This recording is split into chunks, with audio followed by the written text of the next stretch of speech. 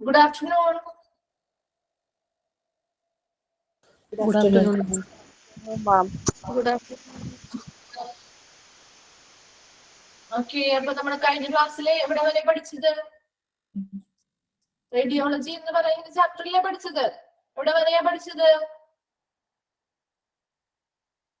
Diagnostics area. Diagnostic area വരെ പഠിച്ചു അല്ലെ? അപ്പൊ എന്തൊക്കെയാണ് ഡയഗ്നോസ്റ്റിക് ഏരിയയുടെ പ്രത്യേകതകൾ? എങ്ങനെയായിരിക്കും ആ ഒരു ഡയഗ്നോസ്റ്റിക് ഏരിയ വരേണ്ടത്, അല്ലെങ്കിൽ ആ ഒരു റേഡിയോളജി റൂം വരേണ്ടത് എങ്ങനെയാണ്? ആരെങ്കിലും ഒരാളൊന്ന് പറഞ്ഞേ.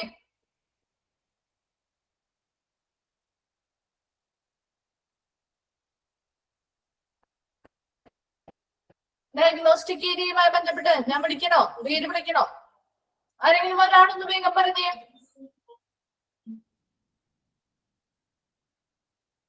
ഡയഗ്നോസ്റ്റിക് ഏരിയയുടെ പ്രത്യേകതകള്. ബിൻസി ഉണ്ടോ? ബിൻസി. ഞാൻ പറയട്ടെ. Okay, Binsi. Radiology room. 4 points. Radiology room ഒറ്റപ്പെട്ട് അങ്ങനെ ഇരിക്കണം. പിന്നെ വിൻഡോസ് ഒന്നും ഉണ്ടാവരുത്. പിന്നെ വാഷനബിൾ പെയിന്റ്സ് ആയിരിക്കണം യൂസ് ചെയ്യണ്ടേ. ഓക്കെ. പിന്നെ കുറച്ച് ഫർണിച്ചേഴ്സ് ഉണ്ടാവാൻ പാടുള്ളൂ. ഓക്കെ. നെക്സ്റ്റ് സിന്ധു എന്ന് പറഞ്ഞ ബാക്കി പോയിന്റ്സ്. സിന്ധു. നെക്സ്റ്റ് ആ മിഷൻസ് ഒക്കെ ഉള്ളതിനെ കൊണ്ട് ഗ്രൗണ്ട് ഫ്ലോറിൽ തന്നെ ഉണ്ടാവണോ? ടോപ്പ് ഫ്ലോറിലാണെങ്കിൽ അവിടെ എന്തായിരിക്കണം? ആ ഫ്ലോർ എങ്ങനെയായിരിക്കണം? ആ ലോഡിനെ സപ്പോർട്ട് ചെയ്യുന്ന രീതിയിൽ ഫ്ലോറിംഗ് ആയിരിക്കണം. ഓക്കെ. വേറെന്താ പറഞ്ഞത്? പിന്നെ എക്സ്റേ ആ ഡിപ്പാർട്ട്മെന്റ് കോർണറിൽ ഉണ്ടാവണം. ഇൻസ്റ്റാൾ ചെയ്യുന്ന എക്സ്റേയുടെ ആ മെഷീൻ സ്ഥാപിക്കേണ്ടത് കോർണറിലായിരിക്കണം ആ റൂമിന്റെ. പിന്നെ എന്താ പറഞ്ഞത്? വെന്റിലേഷൻസ് പ്രൊവൈഡ് ചെയ്യണം അല്ലെ? അതെ മാം. BARC അല്ലെങ്കിൽ ബാബ അറ്റോമിക് റിസർച്ച് സെന്ററുമായി ബന്ധപ്പെട്ട് എന്തൊക്കെയാ വേണ്ടത് സിന്ധു? അവിടെ എങ്ങനെയാണ് അവിടുത്തെ റേഡിയോളജി റൂമിന്റെ പ്രത്യേകത എന്താ?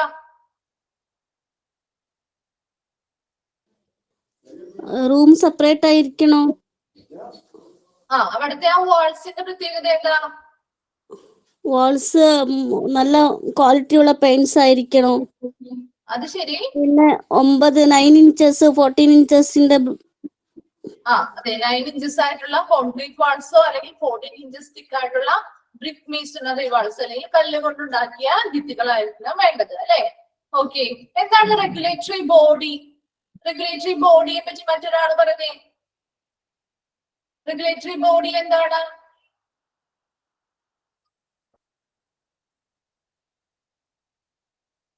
Regulatory body. ആകാശ് ഉണ്ടോ? ആകാശ് കൃഷ്ണ ഉണ്ടോ?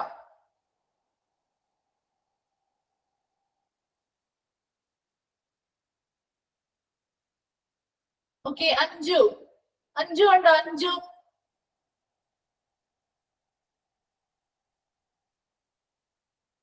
എനിക്കൊരു ഒരാളെന്ന് പറഞ്ഞേ. റെഗുലേറ്ററി ബോഡി എന്താണ്? ഇത് സെൻട്രൽ ഗവൺമെന്റ് ബോഡി ചേർന്നിട്ട് ആണ്. പറഞ്ഞോ വിൻഷ പറഞ്ഞോ.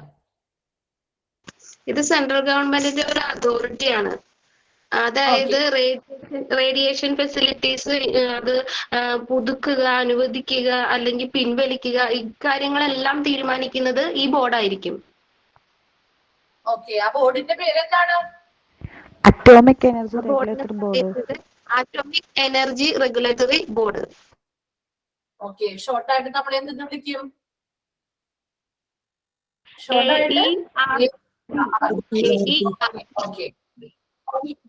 ഓക്കെ, ശരി.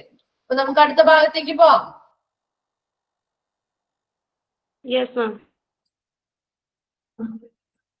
ഓക്കെ. അപ്പോ നമ്മള് നെക്സ്റ്റ് ഭാഗത്തേക്ക് പോവാണ്. നമ്മൾ ഡയഗ്നോസ്റ്റിക് ഏരിയ വരെ കഴിഞ്ഞ ക്ലാസ്സിൽ പറഞ്ഞിരുന്നു. നെക്സ്റ്റ് റേഡിയേഷൻ പ്രൊട്ടക്ഷൻ ആണ്. റേഡിയേഷൻ പ്രൊട്ടക്ഷൻ എന്ന് പറഞ്ഞാൽ എന്താ? റേഡിയേഷനിൽ നിന്നുള്ള സംരക്ഷണം അല്ലെ? അപ്പൊ എന്താണ് റേഡിയേഷൻ പ്രൊട്ടക്ഷൻ നോക്കിയേ. Radiation protection also known as radiological protection.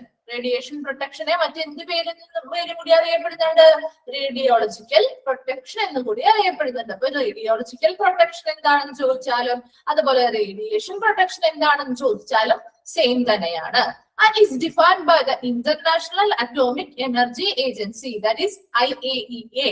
ഇവിടെയും ഒരു ഷോർട്ട് ഫോമും ഒരു എക്സ്പാൻഡഡ് ഫോമും വരുന്നുണ്ട് കേട്ടോ. അപ്പൊ നിങ്ങൾ ഒരു നോട്ടിൽ എന്ത് ചെയ്യുക, നോട്ട് എടുത്തിട്ട് ഈ ക്ലാസ് കഴിഞ്ഞ് ഒരു ചാപ്റ്റർ കഴിയുന്നതോടൊപ്പം തന്നെ എന്ത് ചെയ്യുക, ഓരോ ചാപ്റ്ററിലും വരുന്ന എക്സ്പാൻഡ് ചെയ്യുന്ന ഫോമുകൾ അല്ലെങ്കിൽ ഷോർട്ട് ഫോംസ് ഏതൊക്കെയാണ്, അതിന്റെ എക്സ്പാൻഡ് ഫോം എന്തൊക്കെയാണ് എന്നുള്ളത് ഒരുമിച്ച് ഒന്ന് എഴുതി വെക്കുക കേട്ടോ. അപ്പൊ നിങ്ങൾക്ക് പിന്നീട് ആ ഒരു ചാപ്റ്ററുമായി ബന്ധപ്പെട്ട് ആ ക്വസ്റ്റ്യൻസും ഇതൊക്കെ നോക്കുമ്പോൾ പെട്ടെന്ന് അത് മനസ്സിലാവും. അല്ലാന്നുണ്ടെങ്കിൽ അവിടെ ഇവിടെയൊക്കെ ആയിട്ട് എഴുതി വെക്കുകയാണെങ്കിൽ ഈ ഒരു ചാപ്റ്ററിൽ പല സ്ഥലങ്ങളിലായിട്ടായിരിക്കും ഇങ്ങനെയുള്ള ഫോംസ് ഒക്കെ കിടക്കുന്നുണ്ടാവുക. അപ്പൊ നിങ്ങൾക്ക് കണ്ടെത്താനായിട്ട് കുറച്ച് ബുദ്ധിമുട്ടായിരിക്കും.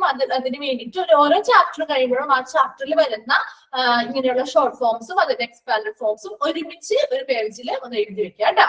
അപ്പൊ IAEA എന്ന് പറഞ്ഞാൽ എന്താണ്? International atomic energy agency. ഈ ഒരു ഏജൻസിയാണ് റേഡിയേഷൻ പ്രൊട്ടക്ഷൻ എന്താണ് അല്ലെങ്കിൽ റേഡിയോളജിക്കൽ പ്രൊട്ടക്ഷൻ എന്താണ് എന്നുള്ളത് ഡിഫൈൻ ചെയ്തിരിക്കുന്നത്. അപ്പൊ റേഡിയേഷൻ പ്രൊട്ടക്ഷൻ ആൻഡ് റേഡിയോളജിക്കൽ പ്രൊട്ടക്ഷനെയും ഡിഫൈൻ ചെയ്തിരിക്കുന്ന ഏജൻസി ഏതാണ്? IAEA ആണ്. ഇനി എന്താണ് IAEA ഡിഫൈൻ ചെയ്തിരിക്കുന്നത് നോക്കിയേ. As the protection of people from injurious effects of exposure to ionizing radiation and the means for attaching this. ഇതെന്താണ്? പീപ്പിളിന്റെ പ്രൊട്ടക്ഷൻ ആണ് അല്ലെ. ഇപ്പൊ IAEA എന്താണ് ചെയ്തിരിക്കുന്നത്? റേഡിയേഷൻ പ്രൊട്ടക്ഷൻ എന്താണെന്ന് ഡിഫൈൻ ചെയ്ത് പറഞ്ഞിരിക്കുന്നു, നിർവചിച്ചിരിക്കുന്നു. അതാണ് റേഡിയേഷൻ പ്രൊട്ടക്ഷൻ എന്താണെന്നുള്ളത് ഡിഫൈൻ ചെയ്തിരിക്കുന്നത് IAEA ആണ്. ഇനി എന്താണ് റേഡിയേഷൻ പ്രൊട്ടക്ഷൻ എന്നാണ് അത് ഡിഫൈൻ ചെയ്തിരിക്കുന്നത് നോക്കിയേ. It's A protection of people. ആളുകളുടെ സംരക്ഷണമാണ്. എന്തിൽ നിന്നുള്ള സംരക്ഷണമാണ്?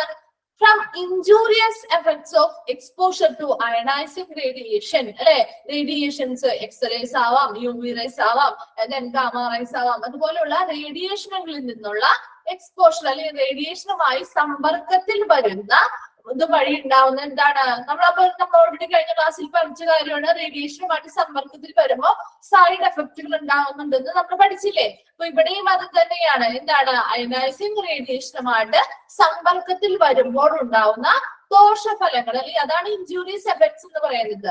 ദോഷഫലങ്ങളിൽ നിന്നുള്ള ആളുകളുടെ സംരക്ഷണം. എന്താണ്? അയണൈസിങ് റേഡിയേഷനുമായിട്ട് സമ്പർക്കത്തിൽ വരുമ്പോൾ ഉണ്ടാകുന്ന ദോഷഫലങ്ങളിൽ നിന്നുള്ള ആളുകളുടെ സംരക്ഷണമാണ് IAEA റേഡിയോളജി പ്രൊട്ടക്ഷൻ എന്താണെന്നുള്ളത് ഡിഫൈൻ ചെയ്തിരിക്കുന്നത്. അതുപോലെ തന്നെ ഇങ്ങനെ പ്രൊട്ടക്ഷന് വേണ്ടിയിട്ടുള്ള കാര്യങ്ങൾ എന്താണ് പ്രൊട്ടക്ഷൻ എന്ന് പറഞ്ഞാൽ മാത്രം മതിയോ? അതിന് വേണ്ടതായിട്ടുള്ള മാർഗങ്ങൾ എന്തൊക്കെയാണ്? അത് പ്രൊട്ടക്ഷൻ ഉണ്ടാവാനുള്ള ആ ഒരു സംരക്ഷണം ഉറപ്പുവരുത്താനുള്ള മാർഗങ്ങൾ എന്തൊക്കെയാണ് എന്നുള്ളതാണ് IAEA ഡിഫൈൻ ചെയ്തിരിക്കുന്നത്. എന്താണ് IAEA ഡിഫൈൻ ചെയ്തിരിക്കുന്നത്? എന്താണ് റേഡിയോളജിക്കൽ പ്രൊട്ടക്ഷൻ എന്ന് പറഞ്ഞാൽ? Protection of people. ആളുകളുടെ സംരക്ഷണമാണ്. എന്തിൽ നിന്നുള്ള സംരക്ഷണമാണ്? അയണൈസിംഗ് റേഡിയേഷനുമായിട്ട് സമ്പർക്കത്തിൽ വരുന്നത് മൂലമുണ്ടാകുന്ന ദോഷഫലങ്ങളിൽ നിന്നുള്ള ആളുകളുടെ സംരക്ഷണം. അതാണ് റേഡിയേഷൻ പ്രൊട്ടക്ഷൻ അല്ലെങ്കിൽ റേഡിയോളജിക്കൽ പ്രൊട്ടക്ഷൻ എന്ന് പറയുന്നത്. ക്ലിയർ ആയോ? ഇനി റേഡിയേഷൻ പ്രൊട്ടക്ഷനെ മൂന്നായിട്ട് ക്ലാസിഫൈ ചെയ്തിരിക്കുന്നത് നോക്കി. Occupational radiation protection, medical radiation protection and public radiation protection. അതിൽ ഒക്യുപേഷണൽ റേഡിയേഷൻ പ്രൊട്ടക്ഷൻ, അതിൽ ആ ഒക്യുപേഷണൽ എന്ന് പറഞ്ഞ ഈ വേർഡുകൾ കൊണ്ട് തന്നെ നമുക്ക് അതിന്റെ മീനിങ്സിലോട്ട് എത്താൻ പറ്റും. എന്താണ് ഒക്യുപേഷണൽ എന്ന് പറയുന്ന വേർഡ്? ഒക്യുപേഷൻ എന്ന് ചോദിച്ചാൽ നിങ്ങൾ എന്താ പറയാ? ഒക്യുപേഷൻ എന്ന് പറയുന്ന വേർഡിന്റെ മീനിങ് എന്താ ഒന്ന് പറഞ്ഞേ. ജോബ് ആണ് അല്ലെ? Very good. തൊഴിലാണ്. നമ്മുടെ ആ ഒരു തൊഴിലുമായി ബന്ധപ്പെട്ടതാണ് അല്ലെ. അപ്പോൾ ഒക്യുപേഷണൽ റേഡിയേഷനും അത് തന്നെയാണ് ഉദ്ദേശിക്കുന്നത്. ഇവിടെ ആരുടെ പ്രൊട്ടക്ഷൻ ആണ്? Which is the protection of workers in the circumstances where their exposure is directly connected with their work. അല്ലെ, അവിടെ വർക്ക് ചെയ്യുന്ന ഓരോ സ്റ്റാഫുകളും അല്ലെ അവരെപ്പോഴും എങ്ങനെയാണ്? ഡയറക്ട്ലി എക്സ്പോസ്ഡ് ആണ്. ഈ ഒരു വർക്ക്, അവരുടെ ആ ഒരു വർക്കുമായി ബന്ധപ്പെട്ട് അവരെന്താണ്? റേഡിയേഷന് ഡയറക്ട്ലി എക്സ്പോസ്ഡ് ആണ് അല്ലെ. ഡയറക്ട്ലി ഒരു സമ്പർക്കത്തിൽ വരുന്നുണ്ട്. കാരണം എന്താ? അവരുടെ ആ ഒരു സർക്കംസ്റ്റാൻസ് അല്ലെങ്കിൽ അവരുടെ ആ ഒരു ചുറ്റുപാട് അങ്ങനെയാണ്. അപ്പൊ അങ്ങനെയുള്ള ചുറ്റുപാടുകളിൽ വർക്ക് ചെയ്യുന്ന വർക്കേഴ്സിന്റെ പ്രൊട്ടക്ഷൻ അല്ലെങ്കിൽ അവിടെ വർക്ക് ചെയ്യുന്ന ഓരോ സ്റ്റാഫുകളുടെയും സംരക്ഷണമാണ് ഒക്യുപേഷണൽ റേഡിയേഷൻ പ്രൊട്ടക്ഷനിൽ വരുന്നത്. ക്ലിയർ ആയോ? രണ്ടാമത്തേത് നോക്കി, medical radiation protection. Medical radiation protection ആരുമായിട്ട് ബന്ധപ്പെട്ടതായിരിക്കും? മെഡിസിൻസ് അല്ലെങ്കിൽ മെഡിക്കൽ ട്രീറ്റ്മെന്റുകൾ ആർക്കാണ് നമ്മൾ കൊടുക്കുന്നത്? ഒരു ഹോസ്പിറ്റലിൽ എത്തുന്ന ആർക്കാണ് കൊടുക്കുക മെഡിക്കൽ ട്രീറ്റ്മെന്റുകൾ അല്ലെങ്കിൽ മെഡിസിൻസ്? ആർക്കാ കൊടുക്കുക? പേഷ്യൻസിനാണ് അല്ലെ? Very good, പേഷ്യൻസിനാണ്.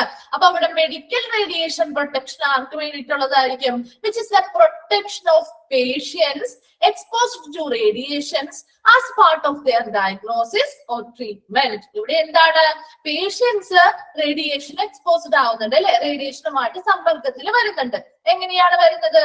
ഒന്നില്ലെങ്കിൽ അവരുടെ ആ ഒരു രോഗവുമായി ബന്ധപ്പെട്ട് രോഗനിർണയം നടത്താനായിട്ടാവാം അല്ലെ? എക്സ്റേയോ സ്കാനിങ്ങുകളോ ഒക്കെ ചെയ്യുന്നത് വഴി എന്താണ് ആ ഒരു രോഗനിർണയത്തിന് വേണ്ടിയിട്ടാവാം അവര് എക്സ്പോസ്ഡ് ആവുന്നത്. അല്ല എന്നുണ്ടെങ്കിലോ അവരുടെ ട്രീറ്റ്മെന്റിന്റെ ഭാഗമാവാം. എന്താണ്? ചികിത്സയുടെ ഭാഗമായിട്ട് ഇപ്പൊ ക്യാൻസർ പേഷ്യൻസ് ആണെങ്കിൽ അവരുടെ റേഡിയേഷൻ തെറാപ്പികളൊക്കെ അവർക്ക് ചെയ്തു കൊടുക്കണം അല്ലെ? അപ്പൊ അവരുടെ ആ ഒരു ട്രീറ്റ്മെന്റിന്റെ ഭാഗമായിട്ടാവാം അവര് റേഡിയേഷനുമായിട്ട് സമ്പർക്കത്തിൽ വരിക.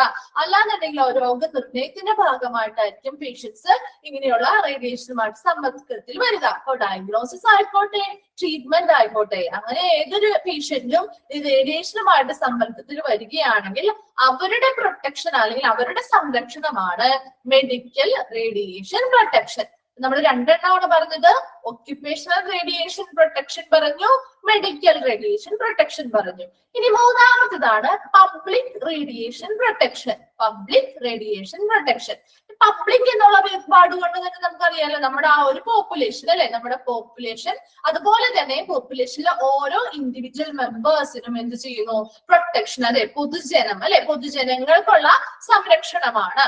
നോക്കി, public radiation protection which is the protection of individual members of the public and of the population in general അല്ലെ? നമ്മുടെ ആ ഒരു പൊതുജനം അല്ലെങ്കിൽ ആ ഒരു പൊതു ജനസംഖ്യ അല്ലെങ്കിൽ ജനസമൂഹത്തിൽ നിന്നും സമൂഹത്തിനെയും അതുപോലെ തന്നെ അതിലുള്ള ഓരോ ഇൻഡിവിജ്വൽ മെമ്പേഴ്സിനും റേഡിയേഷനിൽ നിന്നുള്ള പ്രൊട്ടക്ഷൻ അല്ലെങ്കിൽ സംരക്ഷണം, അതാണ് പബ്ലിക് റേഡിയേഷൻ പ്രൊട്ടക്ഷനിൽ വരുന്നത്. അപ്പൊ 3 ടൈപ്പ് ആയിട്ടാണ് റേഡിയേഷൻ പ്രൊട്ടക്ഷനെ ക്ലാസിഫൈ ചെയ്തിരിക്കുന്നത്.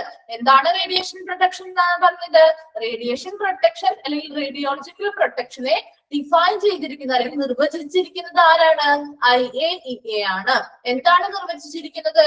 റേഡിയേഷൻ പ്രൊട്ടക്ഷൻ അല്ലെങ്കിൽ റേഡിയോളജിക്കൽ പ്രൊട്ടക്ഷൻ എന്ന് പറയുന്നത് അയണൈസിംഗ് റേഡിയേഷനുമായിട്ട് സമ്പർക്കത്തിൽ വരുമ്പോൾ ഉണ്ടാവുന്ന ദോഷഫലങ്ങളിൽ നിന്നുള്ള ആളുകളുടെ സംരക്ഷണം. ഇനി ഇവിടെ 3 അതിനെ ക്ലാസിഫൈ ചെയ്തിരിക്കുന്നു. ഒക്യുപേഷണൽ റേഡിയേഷൻ പ്രൊട്ടക്ഷൻ ആരുമായിട്ടുള്ള പ്രൊട്ടക്ഷൻ ആണ്? അവിടെ വർക്ക് ചെയ്യുന്ന റേഡിയോളജി ഡിപ്പാർട്ട്മെന്റിൽ വർക്ക് ചെയ്യുന്ന ഓരോ സ്റ്റാഫുകളുടെയും പ്രൊട്ടക്ഷൻ ആണ് പറയുന്നത്.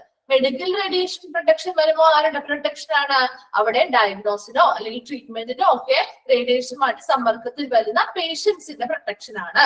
ഇനി പബ്ലിക് റേഡിയേഷൻ പ്രൊട്ടക്ഷൻ വരുമ്പോൾ ആരുമായിട്ടുള്ളതാണ്? നമ്മുടെ പൊതുജനം അല്ലെങ്കിൽ പബ്ലിക്കിലെ ഓരോ ഇൻഡിവിജ്വൽ അല്ലെങ്കിൽ ഒരു പോപ്പുലേഷന് തന്നെ മൊത്തത്തിലുള്ള അവരുടെ ഒരു സംരക്ഷണമാണ് പബ്ലിക് റേഡിയേഷൻ പ്രൊട്ടക്ഷനിൽ വരുന്നത്. ക്ലിയർ ആയോ ഈ 3? നെക്സ്റ്റ് നോക്കി, measures to be taken for protection. ഇനി എന്തൊക്കെ മെഷേഴ്സ് ആണ് നമ്മുടെ പ്രൊട്ടക്ഷൻ വേണമെന്ന് പറഞ്ഞാൽ മാത്രം പോലല്ലോ അല്ലെ? കുറച്ച് കാര്യങ്ങളൊക്കെ നമ്മൾ ആ ഒരു പ്രൊട്ടക്ഷന് വേണ്ടി ചെയ്യേണ്ടതുണ്ട്.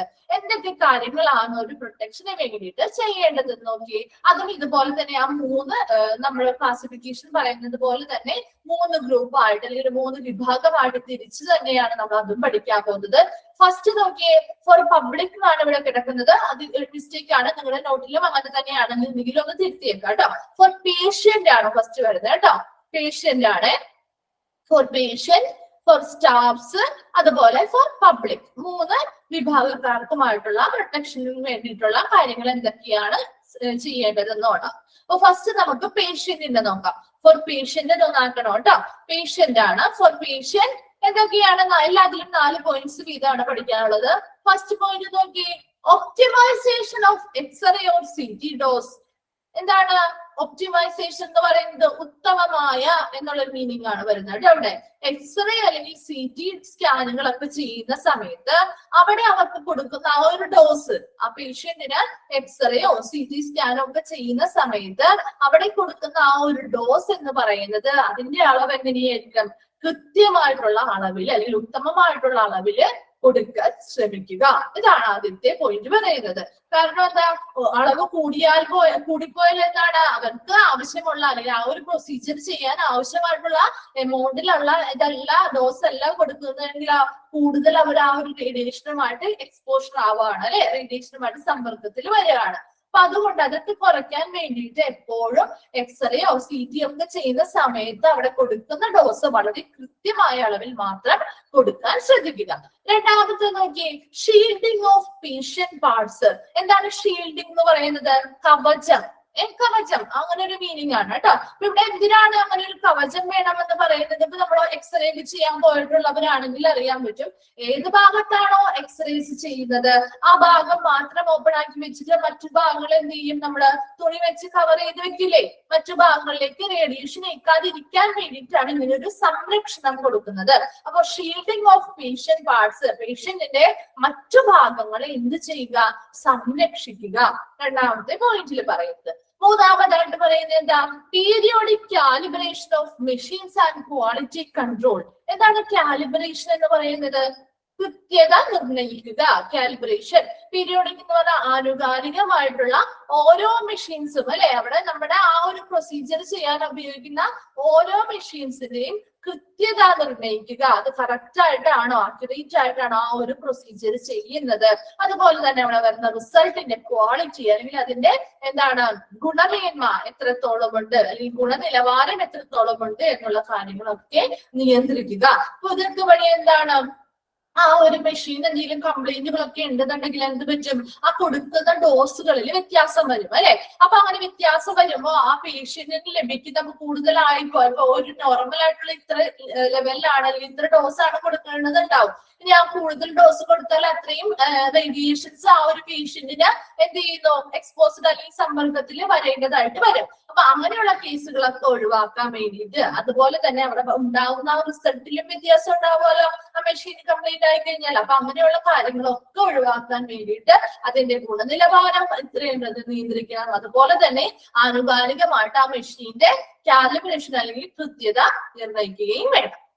ലാസ്റ്റ് പോയിന്റ് നോക്കിയേ, reduce the time spend near the X-ray source, അല്ലെ. അപ്പൊ നമ്മൾ ആ പേഷ്യന്റിനെ ആ ഒരു എക്സ്റേ എടുക്കാനാണ് ആ ഒരു റൂമിലേക്ക് കയറ്റുന്നത് എങ്കിൽ ആ എക്സ്റേ സോഴ്സ്, ആ റേഡിയേഷൻ വരുന്ന ആ ഒരു സോഴ്സ് അല്ലെങ്കിൽ അതിന്റെ ആ ഉറവിടത്തിൽ നിന്നും എന്ത് ചെയ്യണം, ഒത്തിരി സമയം അവിടെ അവരെ സ്പെൻഡ് ചെയ്യാനായിട്ട് അനുവദിക്കാതിരിക്കുക. സമയം അവിടെ സ്പെൻഡ് ചെയ്യുന്ന സമയം എങ്ങനെയാ, റെഡ്യൂസ് ചെയ്യുക അല്ലെങ്കിൽ കുറയ്ക്കുക. എപ്പോഴാണോ ആ പേഷ്യന്റിനെ ആ ഒരു പ്രൊസീജിയർ ചെയ്യാൻ കയറ്റുന്നത് ആ പ്രൊസീജിയർ ചെയ്ത ഉടനെ തന്നെ പ്രൊസീജിയർ ചെയ്യാൻ സ്റ്റാർട്ട് ചെയ്യുക. അതുപോലെ തന്നെ ആ പ്രൊസീജിയർ കഴിഞ്ഞാൽ ഉടനെ തന്നെ ആ പേഷ്യന്റിനെ ആ റൂമിൽ നിന്ന് പുറത്തേക്ക് മാറ്റുക. അപ്പൊ അത്രയും സമ്പർക്കം എന്താണ്, ആ ഒരു റേഡിയേഷനുമായിട്ടുള്ള ബന്ധം അത്രയും നമുക്ക് കുറവേ ലഭിക്കുന്നുണ്ടാവുള്ളൂ. അപ്പൊ ഇങ്ങനെയുള്ള കാര്യങ്ങളൊക്കെ ശ്രദ്ധിച്ചാൽ നമുക്ക് പേഷ്യൻസിന് പ്രൊട്ടക്ഷൻ അല്ലെങ്കിൽ സംരക്ഷണങ്ങൾ കൊടുക്കാനായിട്ട് സാധിക്കും. എന്തൊക്കെയായിരുന്നു? Optimization of x-ray or CT dose. എക്സ്റേയുടെയും CT ഡോസ് ഒക്കെ കൊടുക്കുമ്പോൾ വളരെ കൃത്യതയോടെയുള്ള അല്ലെങ്കിൽ കൃത്യമായിട്ടുള്ള അളവില് ആ ഡോസുകൾ കൊടുക്കാനായിട്ട് ശ്രദ്ധിക്കുക. രണ്ടാമത് പറഞ്ഞ ഷീൽഡിംഗ് ഓഫ് പേഷ്യന്റ് പാർട്സ്. എന്താണ്, ആ പേഷ്യൻസിന്റെ മറ്റു ഭാഗങ്ങൾ എന്ത് ചെയ്യുക, ആ പ്രൊസീജിയർ ചെയ്യുന്ന ഭാഗം ഓപ്പൺ ആക്കുകയും മറ്റു ഭാഗങ്ങളെ പ്രൊട്ടക്ട് ചെയ്ത് അല്ലെങ്കിൽ സംരക്ഷിപ്പിച്ചുകൊണ്ട് ഒരു കവചം പോലെ സംരക്ഷിക്കുക. അതാണ് അത് ക്ലോത്തുകൾ ഉപയോഗിച്ചോ മറ്റെന്തെങ്കിലും ഉപയോഗിച്ച് അത് എന്ത് ചെയ്യുക, കവർ ചെയ്ത് വെക്കുക.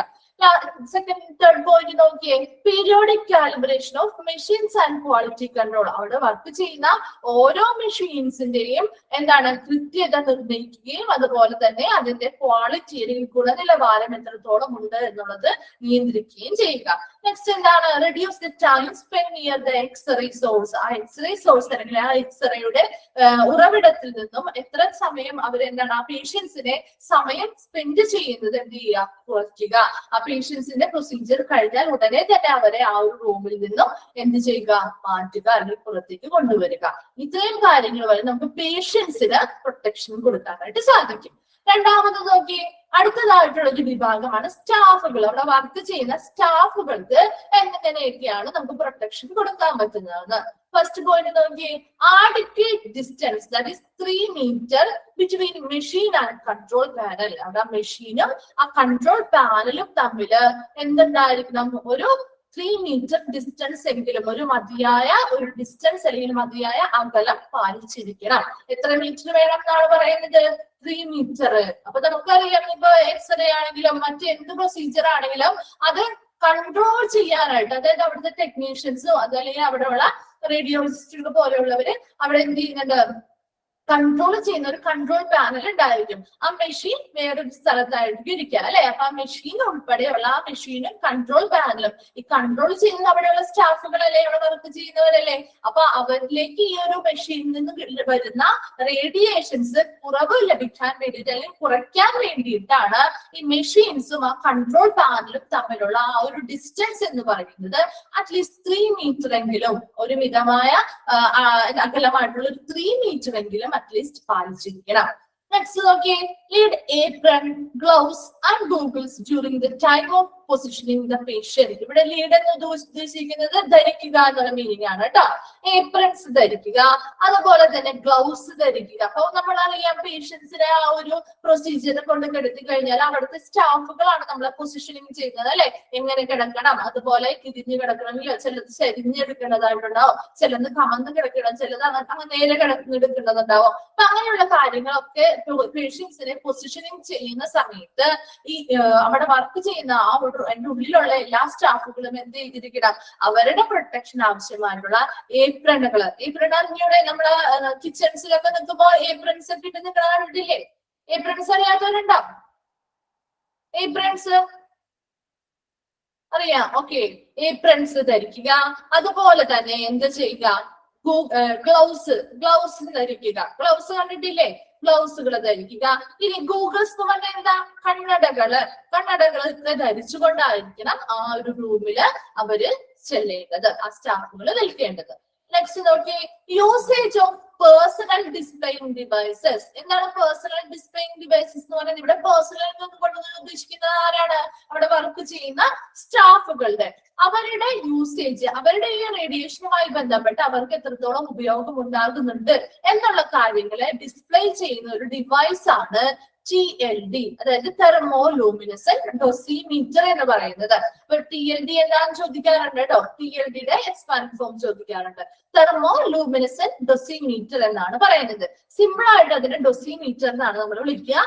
Is an instrument that measures exposure to ionizing radiation over a given period. ഒരു നിശ്ചിത കാലയളവില് അയനൈസിങ് റേഡിയേഷനുമായിട്ട് ഈ ഇവിടെ വർക്ക് ചെയ്യുന്ന സ്റ്റാഫുകളുടെ കേസാണ് പറയുന്നത് കേട്ടോ. ഒരു നിശ്ചിത കാലയളവില് അവിടെ വർക്ക് ചെയ്യുന്ന സ്റ്റാഫുകള് ഈ ഒരു അയനൈസിങ് റേഡിയേഷനുമായിട്ട് എത്രത്തോളം സമ്പർക്കത്തിൽ വരുന്നുണ്ട് എന്നുള്ള കാര്യം മെഷർ ചെയ്യുന്ന അല്ലെങ്കിൽ അളക്കുന്ന ഒരു ഉപകരണമാണ് ഡോസിമീറ്റർ എന്ന് പറയുന്നത്.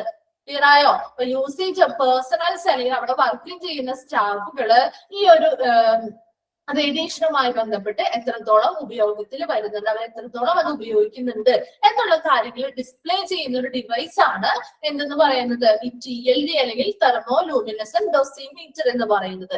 ഇനി ഡോസിമീറ്റർ എന്താണെന്ന് ചോദിച്ചാൽ നിങ്ങൾ എന്താ എഴുതേണ്ടത്? It's an instrument that measures exposure to ionizing radiation over a given period. ഒരു നിശ്ചിത കാലയളവില് അവിടെ വർക്ക് ചെയ്യുന്ന വർക്കേഴ്സ് അയനൈസിംഗ് റേഡിയേഷനുമായി എത്രത്തോളം എക്സ്പോഷർ ആവുന്നുണ്ട് അല്ലെങ്കിൽ എത്രത്തോളം സമ്പർക്കത്തിൽ വരുന്നുണ്ട് എന്നുള്ള കാര്യം മെഷർ ചെയ്യുന്ന അല്ലെങ്കിൽ അളക്കുന്ന ഒരു ഉപകരണമാണ് ഡോസിമീറ്റർ. ചോദിക്കാറുള്ള ക്വസ്റ്റ്യൻ ആണ് കേട്ടോ. ഡോസിമീറ്ററുമായി ബന്ധപ്പെട്ട ക്വസ്റ്റ്യൻസ് വരാറുണ്ട്.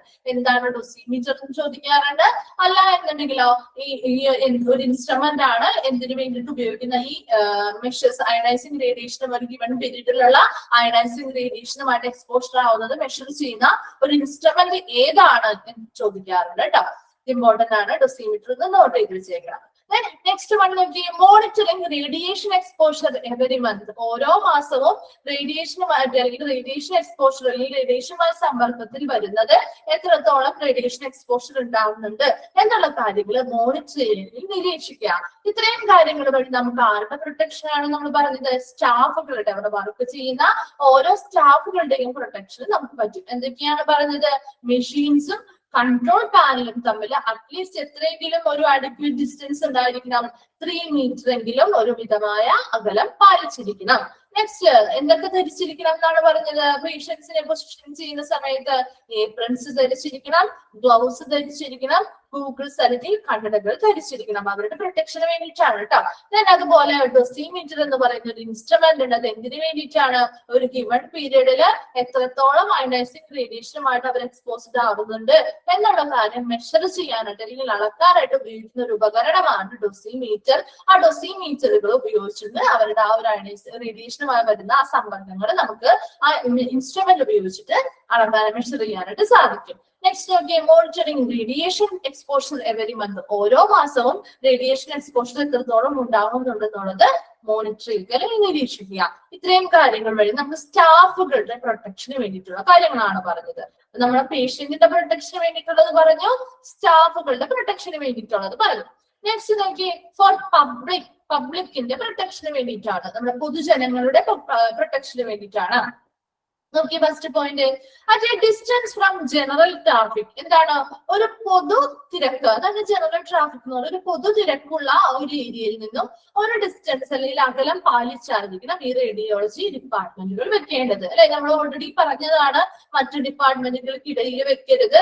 അതുപോലെ എന്താണ്, ഒത്തിരി തിരക്കുള്ള ഏരിയ, അങ്ങനെ ഇപ്പൊ എന്താണ് നമ്മുടെ ഹോസ്പിറ്റലിലെ ചില ഏരിയാസിൽ കുറച്ച് തിരക്കുണ്ടാവും അല്ലെ. ഇപ്പൊ എമർജൻസി ഏരിയയിലോ ഒ പി ഡി ഏരിയയിലോ കൺസൾട്ടേഷൻ ഏരിയയിലൊക്കെ കുറച്ച് തിരക്കുള്ള ഏരിയകളായിരിക്കും. അപ്പൊ അങ്ങനെയുള്ള തിരക്കുള്ള ഏരിയകളിൽ നിന്നൊക്കെ മാറ്റി എന്ത് ചെയ്യണം, കുറച്ച് അകലം പാലിച്ചുകൊണ്ട് അവിടെ തിരക്കുള്ള ആളുകൾ തിങ്ങി നിൽക്കുന്ന ആ ഒരു ഏരിയസ് ഒക്കെ നോക്കി അതിൽ നിന്നും കുറച്ച് അകലം പാലിച്ചായിരിക്കണം എന്ത് ഈ ഒരു റേഡിയോളജി ഡിപ്പാർട്ട്മെന്റുകൾ വെക്കേണ്ടതായിട്ട് ഉള്ളത്. അപ്പൊ രണ്ടാമത് നോക്കി, യൂസ് വാർണിംഗ് ബോർഡ്സ്. മുന്നറിയിപ്പ് ബോർഡുകൾ സ്ഥാപിക്കുക. അതുപോലൊപ്പം തന്നെ വരുന്നതാണ് yellow glow signs for radiation area. എന്താണ്? റേഡിയേഷൻ ഏരിയയുമായി ബന്ധപ്പെട്ട് യെല്ലോ ഗ്ലോ, മഞ്ഞ തിളങ്ങുന്ന രീതിയിലുള്ള, മഞ്ഞ നിറത്തിലുള്ള തിളങ്ങുന്ന രീതിയിലുള്ള സൈൻ ബോർഡ്സ് എന്താണ് അടയാളപ്പെടുത്തിയിട്ടുള്ള ബോർഡുകൾ സ്ഥാപിക്കുക. ഇവിടെ നോക്കി നിങ്ങൾ ഇങ്ങനത്തെ ബോർഡുകളൊക്കെ നിങ്ങൾ ഹോസ്പിറ്റലിൽ ചെല്ലുമ്പോൾ റേഡിയേഷനുമായി ബന്ധപ്പെട്ട് കണ്ടിട്ടുണ്ടോ?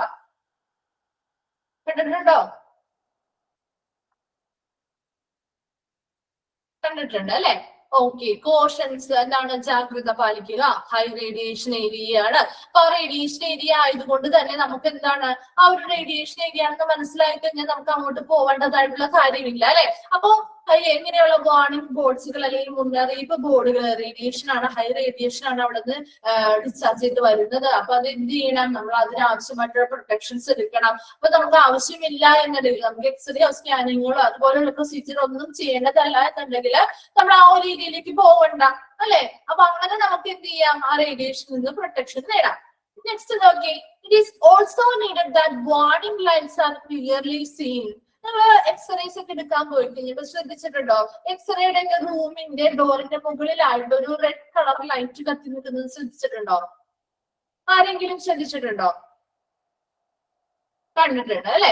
അപ്പൊ എന്താണ്, ആ റൂമുകളുടെ മുകളിലായിട്ട് അല്ലെ, എക്സ്റേയുടെ ഒക്കെ റൂമിന്റെ ഒക്കെ മുകളിലായിട്ട് ഒരു റെഡ് കളർ ബൾബ് കത്തി നിൽക്കും അല്ലെ. അത് തന്നെയാണ് ഇവിടെ വാർണിംഗ് ലൈറ്റ് ആണത്. വാർണിംഗ് ലൈറ്റ് ആണ്. അത് എപ്പോഴാണ് പ്രകാശിച്ചുകൊണ്ടിരിക്കുന്നത്? ഫുൾ ടൈം ഇങ്ങനെ കത്തി നിൽക്കുമോ അത്? അതോ കുറച്ച് സമയം മാത്രമാണോ? എങ്ങനെയാണ്? ഫുൾ ടൈം കത്തി നിൽക്കോ? ഇല്ല അല്ലെ. അപ്പൊ എപ്പോഴാണ് അത് കത്തുക? അതെ, പേഷ്യന്റിന് ഉണ്ടാകുമ്പോഴാണ് കത്തുക അല്ലെ. അതായത് ആ റൂമിനുള്ളില് പേഷ്യന്റിന് എക്സ്റേ അല്ലെങ്കിൽ അങ്ങനെയുള്ള പ്രൊസീജിയർ എപ്പോ സ്റ്റാർട്ട് ചെയ്യുന്നോ ആ സമയത്ത് അത് എന്ത് ചെയ്യും? പ്രകാശിക്കും അല്ലെ. ആ സമയത്ത് അത് ലിറ്റ് ചെയ്യും അല്ലെങ്കിൽ പ്രകാശിക്കും. അതിനുശേഷം ആ പ്രൊസീജിയർ, ഒരു പേഷ്യന്റിന്റെ പ്രൊസീജിയർ സ്റ്റാർട്ട് ചെയ്യുന്നത് മുതൽ അത് എന്ത് ചെയ്യുന്ന അല്ലെങ്കിൽ ആ ഒരു പ്രൊസീജിയർ തീരുന്ന വരെ ആ ഒരു ലൈറ്റ് കത്തിക്കിടക്കും അല്ലെ.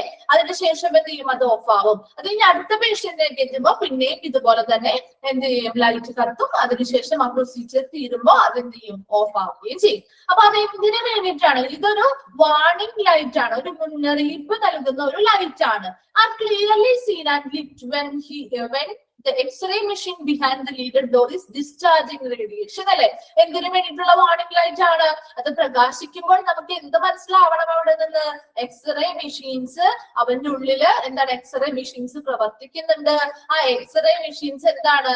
റേഡിയേഷൻസിനെ ഡിസ്ചാർജ് ചെയ്യുന്നുണ്ട്. റേഡിയേഷൻസിനെ അവിടെ പുറന്തള്ളുന്നുണ്ട്, റേഡിയേഷൻസ് ഉണ്ടാവുന്നുണ്ട് എന്നുള്ള കാര്യം മറ്റുള്ളവർക്ക് മനസ്സിലാക്കാൻ വേണ്ടിയിട്ട് നൽകുന്ന ഒരു മുന്നറിയിപ്പാണ് എന്ത് ഈ ലൈറ്റുകൾ കത്തിക്കുക എന്ന് പറയുന്നത്. എന്തിനു വേണ്ടിയിട്ടാണ്? To prevent unintentional entry in to the room without wearing radiation protection. എന്താണ് അൺഇന്റൻഷണൽ എന്ന് പറയുന്നത്? മനഃപൂർവ്വമല്ലാത്ത അല്ലെങ്കിൽ അബദ്ധവശാൽ എന്നൊക്കെ വരുന്ന മീനിങ് ആണ് കേട്ടോ. മനഃപൂർവ്വമല്ലാത്ത അല്ലെങ്കിൽ അബദ്ധവശാൽ. അപ്പൊ ഇവിടെ റേഡിയേഷൻ നമ്മുടെ ആ ഒരു റേഡിയോളജി റൂമുകളിൽ കയറുമ്പോൾ എങ്ങനെയാണ് നമുക്ക് സംരക്ഷണത്തിന് ആവശ്യമായിട്ടുള്ള സാധനങ്ങൾ നമ്മൾ ധരിച്ചാണ് കയറേണ്ടത് അല്ലെ. അപ്പൊ ഇവിടെ റേഡിയേഷൻ പ്രൊട്ടക്ഷൻ അല്ലെങ്കിൽ ആ ഒരു റേഡിയേഷൻ നിന്നുള്ള സംരക്ഷണത്തിന് ആവശ്യമായിട്ടുള്ള ഒന്നും ധരിക്കാതെ എന്തെങ്കിലും അബദ്ധവശാലോ അല്ലെങ്കിൽ മനഃപൂർവ്വമല്ലാതെ ആരെങ്കിലും ഈ ഒരു റൂമിലേക്ക് കടന്നു കഴിഞ്ഞാൽ എന്ത് പറ്റും? അവർക്ക് ആ റേഡിയേഷൻസ് ഏൽക്കും അല്ലെ. റേഡിയേഷൻസ് അവരുടെ ബോഡിയിലേക്ക് കിട്ടാനുള്ള സാധ്യതയുണ്ട്. അപ്പൊ അത് ഒഴിവാക്കാൻ വേണ്ടിയിട്ട് അങ്ങനെ അബദ്ധവശാല അല്ലെങ്കിൽ മനഃപൂർവ്വമല്ലാതെ ആരെങ്കിലും ഇങ്ങനെയുള്ള ആ റൂമിലേക്ക് കടക്കാതിരിക്കാൻ വേണ്ടിയിട്ട് അവരെന്താ റേഡിയേഷന് വേണ്ടിയിട്ടുള്ള പ്രൊട്ടക്ഷൻ അല്ലെങ്കിൽ സംരക്ഷണത്തിന് ആവശ്യമായിട്ടുള്ള ഒന്നും ധരിച്ചിട്ടുണ്ടാവില്ല. അപ്പൊ അങ്ങനെ അബദ്ധവശാല ഒരാളും അങ്ങനെ കടക്കാതിരിക്കാൻ ആ റൂമിലേക്ക് കടക്കാതിരിക്കാൻ വേണ്ടിയിട്ടാണ് ഇങ്ങനെയുള്ള വാർണിംഗ് ലൈറ്റ്സ് കൊടുക്കുന്നത്. ക്ലിയർ ആയോ? അപ്പൊ എന്തൊക്കെയാണ് പബ്ലിക്കിന് വേണ്ടിയിട്ടുള്ള കാര്യങ്ങൾ പറയുന്നത്? ജനറൽ ട്രാഫിക്കിൽ പൊതു തിരക്കുകളിൽ നിന്നും മാറി കുറച്ച് അകലെയായിരിക്കണം ഈ ഒരു റേഡിയോളജി ഡിപ്പാർട്ട്മെന്റിൽ വെക്കേണ്ടത്. രണ്ടാമത് എന്താ പറഞ്ഞത്? വാർണിംഗ് ബോർഡുകൾ അല്ലെ, മുന്നറിയിപ്പ് ബോർഡുകൾ. അതുപോലെ തന്നെ യെല്ലോ ഗ്ലോ സൈൻസ്, റേഡിയേഷൻ ഏരിയയുമായി ബന്ധപ്പെട്ട് ഇങ്ങനെയുള്ള യെല്ലോ ഗ്ലോ സൈൻസ് ബോർഡ്സുകളൊക്കെ സ്ഥാപിച്ചിരിക്കണം. എന്താണ്? റേഡിയേഷൻ ഹൈ റേഡിയേഷൻ ഉള്ള ഏരിയ ആണ്. അപ്പൊ നമുക്ക് എന്താ ആ ഒരു പ്രൊസീജിയർ ഒന്നും ചെയ്യാൻ നമുക്ക് ഇല്ലാന്നുണ്ടെങ്കിൽ നമുക്ക് ആ ഭാഗത്തേക്ക് പോകേണ്ട കാര്യമില്ല. അപ്പൊ നമുക്ക് എന്താണ് റേഡിയേഷൻസ് എഫക്ട് ചെയ്യാതെ നമുക്ക് അതിൽ നിന്നും സംരക്ഷണം കിട്ടുന്നതാണ്. അതുപോലെ തന്നെ വാർണിംഗ് ലൈറ്റ്സുകൾ കൊടുക്കണം അല്ലെ. വാർണിംഗ് ലൈറ്റ്സുകൾ ആ ഒരു എക്സ്റേ റൂമിന്റെ മുകളിലായിട്ട് വാർണിംഗ് ലൈറ്റ്സുകൾ എന്ത് ചെയ്യണം? പ്രകാശിച്ചുകൊണ്ടിരിക്കണം. എപ്പോഴാണ് പ്രകാശിപ്പിക്കേണ്ടത്? എക്സ്റേ മെഷീൻസ് എന്താണ് എപ്പോഴാണ് റേഡിയേഷൻസ് പുറത്തുവിടുന്നത് അല്ലെങ്കിൽ ആ പ്രൊസീജിയർ എപ്പോഴാണ് സ്റ്റാർട്ട് ചെയ്യുന്നത് ആ സമയത്ത് ആ ലൈറ്റുകൾ കത്തിക്കിടക്കും. അതിനുശേഷം എന്ത് ചെയ്യും? ആ പ്രൊസീജിയർ അവസാനിക്കുമ്പോൾ ആ ലൈറ്റ് ഓഫ് ആവുകയും ചെയ്യും. നെക്സ്റ്റ് പേഷ്യന്റിനെ കയറ്റുമ്പോൾ ഇതുപോലെ തന്നെ ആ പ്രൊസീജിയർ സ്റ്റാർട്ട് ചെയ്യുന്ന സമയത്ത് ലൈറ്റ് കത്തും. എത്ര നേരം ആ പ്രൊസീജിയർ നടക്കുന്നുണ്ടോ അത്രയും നേരം അത് കത്തിക്കിടക്കും അല്ലെ. അപ്പൊ അത് മറ്റുള്ളവർക്ക് എന്താണ് അബദ്ധവശാൽ അല്ലെങ്കിൽ മനഃപൂർവ്വമല്ലാതെ ഇങ്ങനെയുള്ള റൂമുകളിലേക്ക് പെട്ടെന്ന് കയറി ചെല്ലാതിരിക്കാൻ വേണ്ടിയിട്ടുള്ള ഒരു മുന്നറിയിപ്പാണ് ഈ വാർണിംഗ് ലൈറ്റ്സുകളൊക്കെ ഉള്ളത്. ഓക്കെ, അപ്പൊ മൂന്നെണ്ണമാണ് നമ്മൾ പറഞ്ഞത്. എന്തായിരുന്നു? പേഷ്യന്റിന് വേണ്ടിയിട്ടുള്ള പ്രൊട്ടക്ഷൻ ആവശ്യമായിട്ടുള്ള കാര്യങ്ങൾ പറഞ്ഞു, സ്റ്റാഫുകൾക്ക് വേണ്ടിയിട്ടുള്ളത് പറഞ്ഞു, പബ്ലിക്കിന് വേണ്ടിയിട്ടുള്ളത് പറഞ്ഞു. ക്ലിയർ ആയോ? അത്രയും സ്റ്റാഫുകളുടെ ലാസ്റ്റ് പോയിന്റ് ആണോ? Monitoring radiation exposure every month. അതായത് ഇപ്പൊ നമ്മൾ ഇങ്ങനെയുള്ള ഇൻസ്ട്രുമെന്റ് ഒക്കെ സ്ഥാപിക്കും എന്ന് പറഞ്ഞല്ലോ. അപ്പൊ അത് ഓരോ മാസവും അവിടെ എത്രത്തോളം റേഡിയേഷൻ എക്സ്പോഷർ അവർക്ക് ഉണ്ടായിട്ടുണ്ട് എന്നുള്ള കാര്യങ്ങൾ നിരീക്ഷിക്കുക. അതിനനുസരിച്ചുള്ള മാറ്റങ്ങൾ വരുത്തിയിട്ട് വേണം അവിടെ പ്രൊസീജിയേഴ്സ് ഓരോന്നും ചെയ്യാനായിട്ട്. നെക്സ്റ്റ് ആണ് the administration must make sure the following. ഇനി ഏതൊരു ചാപ്റ്റർ പഠിക്കുമ്പോഴും നമ്മൾ അഡ്മിനിസ്ട്രേഷനുമായി ബന്ധപ്പെട്ട് കുറച്ച് കാര്യങ്ങൾ പഠിക്കാറുണ്ട് അല്ലെ. അപ്പൊ ഇവിടെയും അഡ്മിനിസ്ട്രേഷൻ അല്ലെങ്കിൽ നമ്മുടെ എന്താണ് നമ്മൾ പഠിക്കുന്ന ആ ഒരു കോഴ്സ് എന്താണ്? ഹോസ്പിറ്റൽ അഡ്മിനിസ്ട്രേഷൻ അല്ലെ. അപ്പൊ അഡ്മിനിസ്ട്രേഷന്റെ കുറച്ച് ഡ്യൂട്ടീസ് ഉണ്ട്. അപ്പൊ ഈ റേഡിയോളജി ഡിപ്പാർട്ട്മെന്റുമായി ബന്ധപ്പെട്ടും അഡ്മിനിസ്ട്രേഷൻ കുറച്ച് കാര്യങ്ങൾ ഉറപ്പുവരുത്തേണ്ടതുണ്ട്.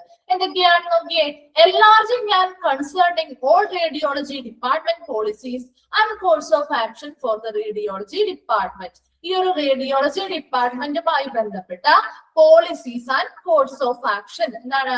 നയങ്ങളും അവിടുത്തെ നടപടിക്രമങ്ങളും. അതാണ് കോഴ്സ് ഓഫ് ആക്ഷൻ എന്ന് പറയുന്നത്. അവിടെയുള്ള നയങ്ങളും നടപടിക്രമങ്ങളും ഈ ഒരു ഡിപ്പാർട്ട്മെന്റ് എങ്ങനെയായിരിക്കണം വർക്ക് ചെയ്യേണ്ടത്, അതുപോലെ എന്തൊക്കെയായിരിക്കണം അവിടെ നടപടിക്രമങ്ങൾ എന്തൊക്കെയാണ്, അതിന്റെ ആ ഒരു പ്രോപ്പർ ആയിട്ടുള്ള കുറെ കാര്യങ്ങൾ അവർ ഫോളോ ചെയ്യേണ്ടതായിട്ടുണ്ടാവും അല്ലെ. അപ്പൊ അങ്ങനെയുള്ള കാര്യങ്ങളൊക്കെ എൻലാർജ് ചെയ്യുക. എന്താണ് എൻലാർജ് ചെയ്യുക എന്ന് പറയുന്നത്? ഡെവലപ്പ് ചെയ്യുക അല്ലെങ്കിൽ വികസിപ്പിക്കുക. ആൻഡ് കൺസേണിങ് എന്ന് പറയുന്നത് അപ്രൂവൽ കൊടുക്കുക അല്ലെങ്കിൽ അനുമതി നൽകുക. അപ്പൊ ഇങ്ങനെയുള്ള ഡിപ്പാർട്ട്മെന്റ് ഈ ഒരു ഡിപ്പാർട്ട്മെന്റുമായി ബന്ധപ്പെട്ട് വരുന്ന നയങ്ങളും നടപടിക്രമങ്ങളുടെ ഒക്കെ ഡെവലപ്പ് ചെയ്യേണ്ടതും അതിനാവശ്യമായിട്ടുള്ള അനുമതികൾ കൊടുക്കേണ്ടതും ആരാണ്? ഹോസ്പിറ്റൽ അഡ്മിനിസ്ട്രേഷൻകാരാണ്. അതുപോലെ കൂടാതെ തന്നെ ഹോസ്പിറ്റൽ അഡ്മിനിസ്ട്രേഷൻകാർ കുറച്ച് കാര്യങ്ങൾ ഉറപ്പുവരുത്തേണ്ടതുണ്ട്. ഫസ്റ്റ് പോയിന്റ് നോക്കി, appointment system for ward patients should be so planned that inpatients need not have to wait excessively. ഇവിടെ എന്താണ്, ഒരു അപ്പോയിന്റ്മെന്റ് സിസ്റ്റം വളരെ നല്ല രീതിയിലുള്ള ഒരു അപ്പോയിന്റ്മെന്റ് സിസ്റ്റം പ്ലാൻ ചെയ്യണം, അല്ലെങ്കിൽ ആസൂത്രണമാക്കണം. എന്തിനു വേണ്ടിയിട്ടാണ്? വാർഡ് പേഷ്യൻസ് അല്ലെങ്കിൽ ഇൻപേഷ്യൻസ്. വാർഡ് പേഷ്യൻസ് അല്ലെങ്കിൽ ഇൻപേഷ്യൻസ് എങ്ങനെയുള്ളവരാണ്? അവിടെ താമസിച്ചുകൊണ്ട് ചികിത്സ നൽകുന്നത്, അല്ലെ, അവിടെ അഡ്മിറ്റ് ആയി ചികിത്സ നൽകുന്നവരായിരിക്കും ഈ വാർഡ് പേഷ്യൻസ് അല്ലെങ്കിൽ ഇൻപേഷ്യൻസ് എന്ന് പറയുന്നത്. അപ്പൊ അവർക്ക് എങ്ങനെയാണ്, അവരുടെ ആ ഒരു സിറ്റുവേഷൻ എങ്ങനെയാണ്? അവർക്ക് കുറച്ച് കണ്ടീഷൻ സിവിയർ ആയതുകൊണ്ട് സീരിയസ് ആയതുകൊണ്ടാണല്ലോ അവരവിടെ അഡ്മിറ്റ് ചെയ്ത് നമ്മൾ ചികിത്സ കൊടുക്കുന്നത്. അപ്പൊ അങ്ങനെയുള്ള പേഷ്യൻസിനെ ഒത്തിരി സമയം വെയിറ്റ് ചെയ്യിപ്പിക്കാതെ ഇങ്ങനെയുള്ള എക്സ്റേസോ സ്കാനിങ്ങോ ഒക്കെ എടുക്കണമെന്നുണ്ടെങ്കിൽ ഒത്തിരി സമയം അവരെ വെയിറ്റ് ചെയ്യിപ്പിക്കാതെ എന്ത് ചെയ്യണം? പെട്ടെന്ന് തന്നെ അവരെ എന്താണ്, ആ പ്രൊസീജിയർ കഴിഞ്ഞ് തിരിച്ചു വിടണം. അപ്പൊ അതിനാവശ്യമായിട്ട് ഒത്തിരി സമയം വെയിറ്റ് ചെയ്യിക്കാതിരിക്കുന്ന രീതിയിലുള്ള അപ്പോയിന്റ്മെന്റുകൾ എന്ത് ചെയ്യണം?